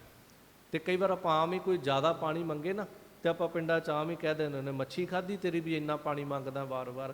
तो उत्थे बाणीकार कहंदे ने खंड खंड कर भोजन कीनो तऊ ना बिसरियो पानी, कि भावें उस मच्छी के टुकड़े टुकड़े हो गए, भावें उन्होंने तल दिता गया, भावें वो मनुख के शरीर च भी चली गई, पर वो अंदरों पानी फिर भी नहीं विसरिया। अंदर जाके भी पानी मंगी जाती तो बंदा 10-10 मिनट बाद पानी के गिलास अंदर सुट्टी जाता है। तेरे अंदर इस तरह की प्रीत होवे तो साहब कहते जिमें पानी तो बिना उहदा मरना जिहड़ा निश्चिंत हो जाता है। अखीर जो समझाते ने मुकदी गल, हम अनाथ नाथ हर सरणी, अपनी कृपा करे ह, ऐ मालिक जी हम अनाथ, असी अनाथ हाँ। हुण संसार दे विच आपां अनाथ किहनूं कहने, आ फलानी थां ते जी अनाथ आश्रम है, मतलब ये जिहड़े बच्चे ने इन्हां दा माँ प्यो नहीं हैगा जी, ये अनाथ ने। पर असीं जदों आत्मक तौर ते वेखीए तो साडा माँ प्यो है कि संसारक तौर ते है सारियां दा, जिन्हें कोई जन्म दिता है, भावें वो संसार तो तुर जाण, पर उन्हां दे जाण तो बाद भी तां बंदा आधार कार्ड ते लिखाउंदा है ना भी सन ऑफ फलाना सिओ, भी इहदा प्यो हैगा सी जां अज है। पर जदों असीं आत्मक तौर ते वेखीए जे असीं गुरु वाले नहीं हाँ तो माफ़ करियो असीं अनाथ ही अनाथ हाँ, होर साडे पल्ले विच की है। तो साहब पातशाह कहंदे हम अनाथ, भावें सतगुरु गुरु अर्जन देव महाराज स्वामी वाले ने, गुरु रामदास महाराज गुरु ने, गुरु रामदास महाराज पिता ने, पर एक जग्यासू रूप च समझाउंदे ने बेनती करन दा तरीका। जदों गुरु कोल आवें कई सतगुरु हम अनाथ नाथ हर सरनी, तू नाथ है, तू मालक है साडा, ते ए हरि परमेश्वर असीं तेरी शरण विच आ गए हाँ। ते हुण शरण विच आउण तो बाद साडी मर्जी खत्म हो गई। जदों असीं तेरी शरण विच आ गए हाँ, साडी कोई मर्जी नहीं, बस ये है कि असीं तेरे देश रहण वास्ते आ गए हाँ। हुण अपनी कृपा करें, तू अपनी कृपा कर, ਇਹ ਹੁਣ ਤੇਰੇ ਤੇ ਡਿਪੈਂਡ ਹੈ, ਤੂੰ ਕਿਸ ਤਰ੍ਹਾਂ ਕਿਰਪਾ ਕਰਨੀ, ਕੀ ਕਿਰਪਾ ਕਰਨੀ। ਇੱਕ ਛੋਟੀ ਜਿਹੀ ਉਦਾਹਰਨ ਦੇਵਾਂ। ਅੱਜ ਬਹੁਤ ਸਾਡੇ ਬੱਚੇ ਬੱਚੀਆਂ ਜਿਹੜੇ ਨੇ ਉਹ ਵਿਦੇਸ਼ਾਂ ਦੇ ਵਿੱਚ, ਆਪਾਂ ਸਮਝਦੇ 2 ਨੰਬਰ ਦੇ ਰਾਹੀਂ ਜਦੋਂ ਜਾਂਦੇ ਨੇ ਤੇ ਉਹ ਜਦੋਂ ਮੈਕਸੀਕੋ ਦੀ ਕੰਧ ਟੱਪਦੇ ਨੇ, ਅਸੀਂ ਤੇ ਕਦੀ ਗਏ ਨਹੀਂ ਵਿਦੇਸ਼, ਪਰ ਜਦੋਂ ਆਉਂਦੇ ਨੇ ਉਹ ਦੱਸਦੇ ਨੇ ਵੀ ਮੈਕਸੀਕੋ ਦੀਆਂ ਕੰਧਾਂ ਜਦੋਂ ਟੱਪਦੇ ਨੇ ਤੇ ਅੱਗੇ ਫਿਰ ਉਹਨਾਂ ਨੂੰ ਫੜ ਲਿਆ ਜਾਂਦਾ ਹੈ ਤੇ ਫੜਨ ਤੋਂ ਬਾਅਦ ਫਿਰ ਉਹਨਾਂ ਨੂੰ ਕੋਰਟ ਦੇ ਵਿੱਚ ਪੇਸ਼ ਕੀਤਾ ਜਾਂਦਾ ਹੈ। ਤੇ ਉੱਥੇ ਜਾ ਕੇ ਇੱਕ ਗੱਲ ਕਹਿੰਦੇ ਵੀ ਅਸੀਂ ਤੁਹਾਡੇ ਦੇਸ਼ 'ਚ ਕੰਧ ਟੱਪ ਕੇ ਆ ਗਏ ਹਾਂ, ਅਸੀਂ ਤੁਹਾਡੇ ਸਾਹਮਣੇ ਪੇਸ਼ ਹੋ ਗਏ ਹਾਂ, ਹੁਣ ਸਾਡੀ ਇੱਥੇ ਕੋਈ ਮਰਜ਼ੀ ਨਹੀਂ ਵੀ ਅਸੀਂ ਤੁਹਾਨੂੰ ਕਹੀਏ ਸਾਨੂੰ ਫਲਾਣੀ PR ਦੇ ਦਿਓ, ਸਾਨੂੰ ਫਲਾਣਾ ਵਰਕ ਪਰਮਿਟ ਦੇ ਦਿਓ, ਜਾਂ ਸਾਨੂੰ ਇੰਨੇ ਡਾਲਰ ਸਜ਼ਾ ਲਾ ਦਿਓ, ਅਸੀਂ ਖੜੇ ਹੋ ਗਏ ਹਾਂ। ਹੁਣ ਤੁਹਾਡੀ ਮਰਜ਼ੀ ਹੈ ਵੀ ਤੁਸੀਂ ਸਾਡੇ ਨਾਲ ਕੀ ਕਰਨਾ, ਪਰ ਇਹ ਹੈ ਵੀ ਅਸੀਂ ਰਹਿਣਾ ਤੁਹਾਡੇ ਦੇਸ਼ ਵਿੱਚ ਹੈ, ਅਸੀਂ ਤੁਹਾਡਾ ਦੇਸ਼ ਨਹੀਂ ਛੱਡਣਾ। ਮਰਜ਼ੀ ਤੁਹਾਡੀ ਹੈ, ਤੁਸੀਂ $10,000 ਫਾਈਨ ਲਾਓ, ਤੁਸੀਂ 50,000 ਲਾਓ, ਤੁਸੀਂ ਲੱਖ ਲਾ ਦਿਓ, ਮਰਜ਼ੀ ਤੁਹਾਡੀ ਹੈ। ਤੁਸੀਂ ਕਿਹੜੇ ਕੰਮ ਦਾ ਵਰਕ ਪਰਮਿਟ ਦੇਣਾ, ਮਰਜ਼ੀ ਤੁਹਾਡੀ ਹੈ। ਤੁਸੀਂ ਸਾਲ ਦਾ ਗੈਪ ਪਾਉਣਾ, ਤੁਸੀਂ 10 ਸਾਲ ਦਾ ਪਾਉਣਾ, ਪਰ ਅਸੀਂ ਤੁਹਾਡੀ ਕਚਹਿਰੀ 'ਚ ਆ ਕੇ ਖੜੇ ਹੋ ਗਏ ਹਾਂ। ਮੈਂ ਕਈ ਵਾਰ ਸਮਝਦਾ ਕਿ ਜਦੋਂ ਤੂੰ ਸੰਸਾਰ ਦੀ ਇਸ ਮੈਕਸੀਕੋ ਦੀ ਕੰਧ ਟੱਪ ਕੇ ਨਾ ਕਰਤਾਰ ਦੀ ਇਸ ਕਚਹਿਰੀ ਵਿੱਚ ਆ ਕੇ ਖੜਾ ਹੋ ਜਾਣਾ, ਤਾਂ ਉਦੋਂ ਇਹੀ ਅਰਦਾਸ ਕਰਿਆ ਕਰ, ਹਮ ਅਨਾਥ ਦਾਤਾ ਮੈਂ ਉਹ ਸੰਸਾਰ ਛੱਡ ਆਇਆ। ਉਹ ਕਹਿੰਦੇ ਹੁੰਦੇ ਨਾ ਵੀ ਅਸੀਂ ਭਾਰਤ ਛੱਡ ਆਏ ਹਾਂ, ਸਾਡਾ ਹੁਣ ਉੱਥੇ ਕੋਈ ਨਹੀਂ ਰਹਿ ਗਿਆ, ਅਸੀਂ ਤੁਹਾਡੇ ਕੋਲ ਆ ਗਏ ਹਾਂ, ਹੁਣ ਅਸੀਂ ਅਨਾਥ ਹਾਂ, ਸਾਨੂੰ ਸੰਭੋ ਹੁਣ ਤੁਸੀਂ। ਹਮ ਅਨਾਥ ਦਾਤਾ ਅਸੀਂ ਉਹ ਮੁਲਕ ਛੱਡ ਆਏ ਹਾਂ, ਤੇਰੀ ਕਚਹਿਰੀ ਵਿੱਚ ਆ ਗਏ, ਨਾਥ ਹਰ ਸ਼ਰਨੀ, ਹੁਣ ਤੂੰ ਸਾਡਾ ਮਾਲਕ ਹੈ, ਤੂੰ ਸਾਡਾ ਖਸਮ ਹੈ, ਸੁਆਮੀ ਹੈ, ਆਪਣੀ ਕਿਰਪਾ ਕਰੇ, ਜਿਉਂ ਭਾਵੈ ਤਿਉਂ ਰਾਖ ਲੈ। ਹਮ ਸ਼ਰਨ ਪ੍ਰਭ ਆਏ ਰਾਮ ਰਾਜ, ਅਸੀਂ ਤੇਰੀ ਸ਼ਰਨ 'ਚ ਆ ਗਏ ਹਾਂ, ਕੋਈ ਵਾਅਦਾ ਕੋਈ ਦਾਵਾ ਨਹੀਂ ਕਿ ਸਾਨੂੰ ਇਸ ਤਰ੍ਹਾਂ ਹੀ ਰੱਖ। ਜਦੋਂ ਅਸੀਂ ਸ਼ਰਤਾਂ ਰੱਖਦੇ ਹਾਂ ਨਾ ਵੀ ਸਾਨੂੰ ਇਸ ਤਰ੍ਹਾਂ ਹੀ ਰੱਖਿਆ ਜਾਵੇ, ਤਾਂ ਉਦੋਂ ਮਾਲਕ ਕਹਿੰਦਾ ਹੁੰਦਾ ਫਿਰ ਜਾ ਤੂੰ। ਜਦੋਂ ਅਸੀਂ ਕਹਦੇ ਵੀ ਜਿਵੇਂ ਤੈਨੂੰ ਪਾਉਂਦਾ ਤੂੰ ਉਵੇਂ ਰੱਖ, ਤਾਂ ਉਸ ਦਿਨ ਮਾਲਕ ਜਿਹੜਾ ਗੱਲ ਵਕੜੀ ਲੈਂਦਾ, ਆਪਣੀ ਕਿਰਪਾ ਕਰੇ। ਪਾਤਸ਼ਾਹ ਜੀ ਕਹਿੰਦੇ ਦਾਤਾ ਆਪਣੀ ਕਿਰਪਾ ਕਰ, ਕਿਉਂਕਿ ਅਸੀਂ ਕੇਵਲ ਤੇਰੀ ਕਿਰਪਾ ਤੇਰੀ ਬਖਸ਼ਿਸ਼ ਦੇ ਪਾਤਰ ਬਣਨ ਵਾਸਤੇ ਹੀ ਆਉਣਾ ਕੀਤਾ ਹੈ। ਚਰਨ ਕਮਲ ਨਾਨਕ ਆਰਾਧੈ, ਤਿਸ ਬਿਨ ਆਨ ਨਾ ਕੇਹ। ਐ ਪਾਤਸ਼ਾਹ ਤੇਰੇ ਚਰਨਾਂ ਕਮਲਾਂ ਨੂੰ, ਭਾਵ ਤੇਰੇ ਕਮਲਾਂ ਵਰਗੇ ਜਿਹੜੇ ਨਿਰਲੇਪ ਚਰਨ ਨੇ, ਜਿਵੇਂ ਕਮਲ ਪਾਣੀ ਦੇ ਵਿੱਚ ਰਹਿੰਦਾ ਪਰ ਪਾਣੀ ਦੇ ਵਿੱਚ ਭਿੱਜਦਾ ਨਹੀਂ, ਸਾਹਿਬ ਦੀ ਬਾਣੀ ਦਾ ਬਚਨ, ਜੋ ਕਮਲ ਰਹਿ ਵਿੱਚ ਪਾਣੀ ਹੈ। ਕਮਲ ਦੇ ਵੱਤ ਤੇਰੇ ਚਰਨ ਜਿਹੜੇ ਨੇ ਬਿਲਕੁਲ ਨਿਰਲੇਪ ਨੇ, ਤੇਰੇ ਅੰਦਰ ਕੋਈ ਸੰਸਾਰ ਦੀ ਵਾਸ਼ਨਾ ਨਹੀਂ, ਕੋਈ ਸੰਸਾਰ ਦਾ ਮੋਹ ਨਹੀਂ। ਤੇ ਨਾਨਕ ਆਰਾਧ ਹੈ, ਅਸੀਂ ਜੀਵ ਤੇਰਾ ਆਰਾਧਨ ਕਰਦੇ ਹਾਂ, ਤੈਨੂੰ ਧਿਆਉਂਦੇ ਹਾਂ। ਤੇ ਤਿਸ ਬਿਨ ਆਨ ਨਾ ਕੇਹ। ਪਾਤਸ਼ਾਹ ਜੀ ਜਿਵੇਂ ਆ ਪਿੱਛੇ ਜ਼ਿਕਰ ਕੀਤਾ ਹੈ ਕਿ ਚਾਤਰਿਕ ਜਿਹੜਾ ਹੈ ਉਹਨੂੰ ਸਵਾਂਤੀ ਬੂੰਦ ਤੋਂ ਬਿਨਾਂ ਕੁਛ ਨਹੀਂ ਚਾਹੀਦਾ, ਚੱਕਵੀ ਨੂੰ ਚੱਕਵੇ ਤੋਂ ਬਿਨਾਂ ਕੁਛ ਨਹੀਂ ਚਾਹੀਦਾ, ਮੱਛੀ ਨੂੰ ਪਾਣੀ ਤੋਂ ਬਿਨਾਂ ਕੁਛ ਨਹੀਂ ਚਾਹੀਦਾ। ਦਾਤਾ ਜੀ ਅਸੀਂ ਤੇਰੀ ਹਜ਼ੂਰੀ ਵਿੱਚ ਆਏ ਤੇ ਪਤਾ ਸਾਡੀ ਹਾਲਤ ਕੀ ਹੈ। ਹਮ ਭੀਖਕ ਭਿਖਾਰੀ ਤੇਰੇ, ਤੂੰ ਨਿਜਪਤ ਹੈ ਦਾਤਾ, ਹੋ ਦਇਆਲ, ਨਾਮ ਦੇਹੋ ਮੰਗਤ ਜਨ ਕਉ, ਸਦਾ ਰਹੋ ਰੰਗ ਰਾਤਾ। ਅਸੀਂ ਭਿਖਾਰੀ ਹਾਂ ਤੇਰੇ ਦਰ ਤੇ। ਤੇ ਭਿਖਾਰੀ ਕੇਵਲ ਉਹ ਨਹੀਂ ਹੁੰਦਾ ਜਿਹੜਾ ਸੜਕ ਤੇ ਮੰਗਦਾ ਹੋਵੇ। ਮਾਫ਼ ਕਰਿਓ, ਇੱਕ ਦਫਾ ਕਿਸੇ ਗੁਰੂ ਘਰ ਦਰਸ਼ਨ ਕਰਨ ਗਏ ਤੇ ਮੈਂ ਸੁਭਾਵਕ ਆਪਦੇ ਨਾਲ ਦੇ ਸਿੰਘ ਨੂੰ ਕਿਹਾ, ਮੈਂ ਕਿਹਾ ਦੇਖ ਕਿੰਨੇ ਮੰਗਤੇ ਖੜੇ ਆ। ਤੇ ਉਹ ਆਸੇ ਪਾਸੇ ਨਿਗਾਹ ਮਾਰਨ ਲੱਗ ਗਿਆ ਵੀ ਮੰਗਤਾ ਤਾਂ ਇੱਥੇ ਦਿਸਦਾ ਕੋਈ ਨਹੀਂ, ਵੀ ਸਾਰੇ ਪਾਸੇ ਸੰਗਤ ਹੀ ਸੰਗਤ ਹੈ। ਤੇ ਉਹ ਲਾਈਨ ਬੜੀ ਲੰਬੀ ਲੱਗੀ ਸੀ ਦਰਬਾਰ ਹਾਲ ਦੇ ਅੱਗੇ ਮਹਾਰਾਜ ਦੇ ਦਰਸ਼ਨ। ਮੈਂ ਕਿਹਾ ਵੇਖ ਕਿੰਨੇ ਮੰਗਤੇ ਖੜੇ ਆ। ਤੂੰ ਫਿਰ ਹੈਰਾਨ ਹੋ ਗਿਆ ਵੀ ਗਿਆਨੀ ਜੀ ਮੰਗਤੇ ਤਾਂ ਕਿਤੇ ਵੀ ਨਹੀਂ ਦਿਸਦੇ। ਤੇ ਮੈਂ ਕਿਹਾ ਸਮੇਤ ਆਪਣੇ ਆ ਜਿੱਡੀ ਲਾਈਨ ਲੱਗੀ ਨਾ, ਸਭ ਮੰਗਤੇ ਹੀ ਮੰਗਤੇ ਖੜੇ ਹੋਏ ਆ। ਇਹ ਠੀਕ ਹੈ, ਇਹਨਾਂ ਦੇ ਕੱਪੜੇ ਸੋਹਣੇ ਹੋਣਗੇ, ਬ੍ਰਾਂਡਡ ਚੀਜ਼ਾਂ ਇਹਨਾਂ ਨੇ ਪਾਈਆਂ ਹੋਣਗੀਆਂ, ਤੂੰ ਪਾਟੇ ਕੱਪੜਿਆਂ ਵਾਲਿਆਂ ਨੂੰ ਮੰਗਤਿਆਂ ਨਾ ਸਮਝ। ਆ ਜਿੰਨੇ ਆਪਾਂ ਬੈਠੇ ਹਾਂ ਸਾਰੇ ਦੇ ਸਾਰੇ ਹੀ ਮੰਗਤੇ ਬੈਠੇ ਹੋਏ ਆ। ਤਾਂ ਇਸ ਤਰ੍ਹਾਂ ਮੰਗਣਾ ਕੀ ਹੈ, ਬਸ ਸਮਝ ਇਹ ਰਹਿਣਾ ਅਸੀਂ ਸਾਰੀ ਜ਼ਿੰਦਗੀ ਮੰਗਤੇ ਆ। ਭਾਵੇਂ ਮਾਲਕ ਅੰਦਰ ਅਭੇਦ ਹੋ ਜਾਈਏ, ਰਹਿਣਾ ਅਸੀਂ ਤਾਂ ਵੀ ਮੰਗਤੇ ਆ। ਪਰ ਫਰਕ ਇਹ ਪੈਂਦਾ ਵੀ ਅਸੀਂ ਮੰਗਣਾ ਕੀ ਹੈ। ਜੇ ਸਾਨੂੰ ਮੰਗਣ ਦੀ ਜਾਚ ਆ ਜਾਏ, ਮੰਗਣਾ ਮੰਗਣ ਨੀਕਾ, ਹਰ ਜਸ ਗੁਰ ਤੇ ਮੰਗਣਾ। ਜਿੱਦਣ ਮੰਗਣ ਦੀ ਜਾਚ ਆ ਗਈ ਉਦੋਂ ਅਸੀਂ ਸ੍ਰੇਸ਼ਟ ਮੰਗਤੇ ਬਣ ਜਾਵਾਂਗੇ। ਅਖੀਰ ਪਾਤਸ਼ਾਹ ਕਹਿੰਦੇ ਤਿਸ ਬਿਨ ਆਨ ਨਾ ਕੇਹ, ਪਾਤਸ਼ਾਹ ਤੇਰੇ ਤੋਂ ਬਿਨਾ ਸਾਡਾ ਦੂਜਾ ਹੈ ਕੋਈ ਨਹੀਂ। ਕਿਸ ਹੀ ਕੋਈ ਕੋਏ ਮੰਝ ਨਿਮਾਣੀ, ਇੱਕ ਤੂੰ, ਸਾਡਾ ਤਾਂ ਕੇਵਲ ਤੂੰ ਹੈ। ਤੇ ਤੂੰ ਸਾਨੂੰ ਆਪਣੇ ਚਰਨਾਂ ਨਾਲ ਜੋੜ ਲੈਣਾ ਕਰ, ਆਪਣੇ ਚਰਨਾਂ ਨਾਲ ਅਭੇਦ ਕਰ, ਤਾਂ ਕਿ ਸਾਡਾ ਆਇਆ ਜਿਹੜਾ ਸੰਸਾਰ ਉੱਤੇ ਸਫਲ ਹੋ ਜਾਵੇ। ਸਤਿਗੁਰੂ ਗੁਰੂ ਅਰਜਨ ਦੇਵ ਮਹਾਰਾਜ ਨੇ ਇਹ ਸਿਖਾਇਆ ਸਮਝਾਇਆ ਕਿ ਤੇਰੇ ਅੰਦਰ ਪ੍ਰੀਤ ਪੈਦਾ ਹੋਵੇ। ਸਭ ਤੋਂ ਪਹਿਲਾਂ ਕੋਸ਼ਿਸ਼ ਕਰੋ, ਮੁੱਕਦੀ ਗੱਲ ਹੈ, ਕੋਸ਼ਿਸ਼ ਕਰੋ ਸਾਡੇ ਅੰਦਰ ਪ੍ਰੀਤ ਪੈਦਾ ਹੋ ਜਾਏ। ਬਸ ਜਿਸ ਦਿਨ ਪ੍ਰੀਤ ਪੈਦਾ ਹੋ ਗਈ, ਹੁਣ ਪ੍ਰੀਤ ਕਿਵੇਂ ਪੈਦਾ ਹੋਏਗੀ, ਇਹ ਵੈਸੇ ਸਮਾਂ ਨਹੀਂ, ਮੈਂ ਥੋੜਾ ਜਿਹਾ ਇੱਕ ਇਸ਼ਾਰਾ ਕਰਾਂ। ਸਭ ਤੋਂ ਪਹਿਲਾਂ ਜਦੋਂ ਸਾਨੂੰ ਸੰਸਾਰ 'ਚ ਕਿਸੇ ਨਾਲ ਪ੍ਰੀਤ ਹੁੰਦੀ ਹੈ, ਪ੍ਰੇਮ ਹੁੰਦਾ, ਇੱਕਦਮ ਹੀ ਹੋਇਆ। ਉਹ ਸੰਸਾਰ ਦੇ ਵਿੱਚ ਅਸੀਂ ਉਹਨੂੰ ਤੁਰੇ ਜਾਂਦੇ ਨੂੰ ਵੇਖਿਆ, ਜੋ ਕੁਝ ਸੰਸਾਰ 'ਤੇ ਅੱਜ ਵਰਤਦਾ ਹੈ, ਤੇ ਆਪਾਂ ਕਹਿੰਦੇ ਮੈਨੂੰ ਪ੍ਰੇਮ ਹੋ ਗਿਆ। ਕੀ ਵੇਖਿਆ ਉਹਦੇ ਵਿੱਚ? ਐਸੀ ਕੀ ਖੂਬੀ ਸੀ ਉਹਦੇ ਵਿੱਚ? ਸਭ ਤੋਂ ਪਹਿਲਾਂ ਇਹ ਸੀ, ਜਦੋਂ ਤੂੰ ਦੇਖਿਆ, ਤੇਰਾ ਦੇਖਣ ਦਾ ਨਜ਼ਰੀਆ ਜਿਹੜਾ ਸੀ, ਸੰਸਾਰੀ ਤੌਰ 'ਤੇ ਤੇਰਾ ਨਜ਼ਰੀਆ ਜਿਹੜਾ ਸੀ ਵਾਸ਼ਨਾ ਗ੍ਰਸਿਆ ਸੀ, ਤਾਂ ਤੈਨੂੰ ਉਹਦੇ ਨਾਲ ਪ੍ਰੇਮ ਪੈਦਾ ਹੋਇਆ।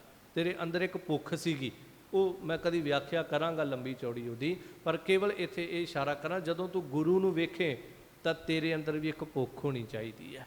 ਜਿਵੇਂ ਸੰਸਾਰੀ ਤੌਰ 'ਤੇ ਵਾਸ਼ਨਾ ਦੀ ਭੁੱਖ ਸੀ, ਇੱਥੇ ਤੇਰੇ ਅੰਦਰ ਇੱਕ ਆਪਣੇ ਉਧਾਰ ਦੀ ਭੁੱਖ ਹੋਣੀ ਚਾਹੀਦੀ, ਵੀ ਜੇ ਮੈਂ ਇਹਦੇ ਨਾਲ ਜੁੜ ਜਾਵਾਂਗਾ ਮੇਰਾ ਉਧਾਰ ਹੋ ਜਾਏਗਾ। ਬਸ ਇਹ ਭੁੱਖ ਫਿਰ ਸਹਿਜੇ ਸਹਿਜੇ ਤੇਰੇ ਅੰਦਰ ਖਿੱਚ ਪੈਦਾ ਕਰੇਗੀ। ਉਸ ਖਿੱਚ ਦੇ ਵਿੱਚੋਂ ਪ੍ਰੇਮ ਪੈਦਾ ਹੋਏਗਾ। ਉਹ ਪ੍ਰੇਮ ਫਿਰ ਐਸੇ ਸਿਖਰ ਤੇ ਚਲਾ ਜਾਏਗਾ ਜਦੋਂ ਦੁਨੀਆ ਦੇ ਬੱਚੇ ਬੱਚੀਆਂ ਵੀ ਇੱਕ ਦੂਜੇ ਲਈ ਮਰਨ ਮਿਟਣ ਲਈ ਤਿਆਰ ਹੋ ਜਾਂਦੇ ਨੇ। ਇਹਦੀ ਛੋਟੀ ਜਿਹੀ ਵਿਆਖਿਆ ਇਹ ਹੈ। ਫਿਰ ਕਦੀ ਸਮਾਂ ਮਿਲਿਆ ਤੇ ਮੈਂ ਜ਼ਰੂਰ ਆਪ ਜੀ ਦੇ ਨਾਲ ਕਦੀ ਇਸ ਗੱਲ ਦੀ ਵਿਆਖਿਆ ਕਰਾਂਗਾ ਕਿ ਪ੍ਰੇਮ ਜਿਹੜਾ ਉਹ ਸਿਖਰ ਤੇ ਕਿਵੇਂ ਪਹੁੰਚਦਾ, ਪ੍ਰੇਮ ਦੀ ਸ਼ੁਰੂਆਤ ਕਿਵੇਂ ਹੋਵੇ। ਪਰ ਹੁਣ ਸਮਾਂ ਸੰਪੰਨ ਹੈ। ਹਜੂਰ ਸਤਿਗੁਰੂ ਗੁਰੂ ਅਰਜਨ ਦੇਵ ਮਹਾਰਾਜ ਨੇ ਅੰਮ੍ਰਿਤ ਵੇਲੇ ਇਹਨਾਂ ਪਾਵਨ ਸਥਾਨਾਂ ਤੋਂ ਇਹ ਮੁੱਖ ਵਾਕ ਸਾਹਿਬ ਬਖਸ਼ੇ ਸੀ, ਜਿਨ੍ਹਾਂ ਦੀ ਪਾਵਨ ਵਿਚਾਰ ਆਪਾਂ ਸਰਵਨ ਕੀਤੀ ਹੈ। ਮਹਾਰਾਜ ਕਿਰਪਾ ਕਰਨ, ਸਾਡੀ ਤੁਹਾਡੀ ਸਭਨਾਂ ਦੀ ਹਾਜ਼ਰੀ ਦਰ ਪ੍ਰਵਾਨ ਕਰਨ, ਸਭਨਾਂ ਦੀਆਂ ਭੇਟਾਵਾਂ ਦਰ ਪ੍ਰਵਾਨ ਕਰਕੇ ਆਪਣੀਆਂ ਬਖਸ਼ਿਸ਼ਾਂ ਮਿਹਰਾਮਤਾਂ ਨਾਲ ਨਿਵਾਜ ਕੇ ਚੜ੍ਹਦੀ ਕਲਾ ਬਖਸ਼ਣ। ਹਮ ਅਨਾਥ ਨਾਥ ਹਰ ਸਰਣੀ, ਆਪਣੀ ਕਿਰਪਾ ਕਰੇ ਹਾ। ਚਰਨ ਕਮਲ ਨਾਨਕ ਆਰਾਧੈ, ਤਿਸ ਬਿਨ ਆਨ ਨਾ ਕੇਹ। ਵਾਹਿਗੁਰੂ ਜੀ ਕਾ ਖਾਲਸਾ, ਵਾਹਿਗੁਰੂ ਜੀ ਕੀ ਫਤਿਹ। ਵਾਹਿਗੁਰੂ।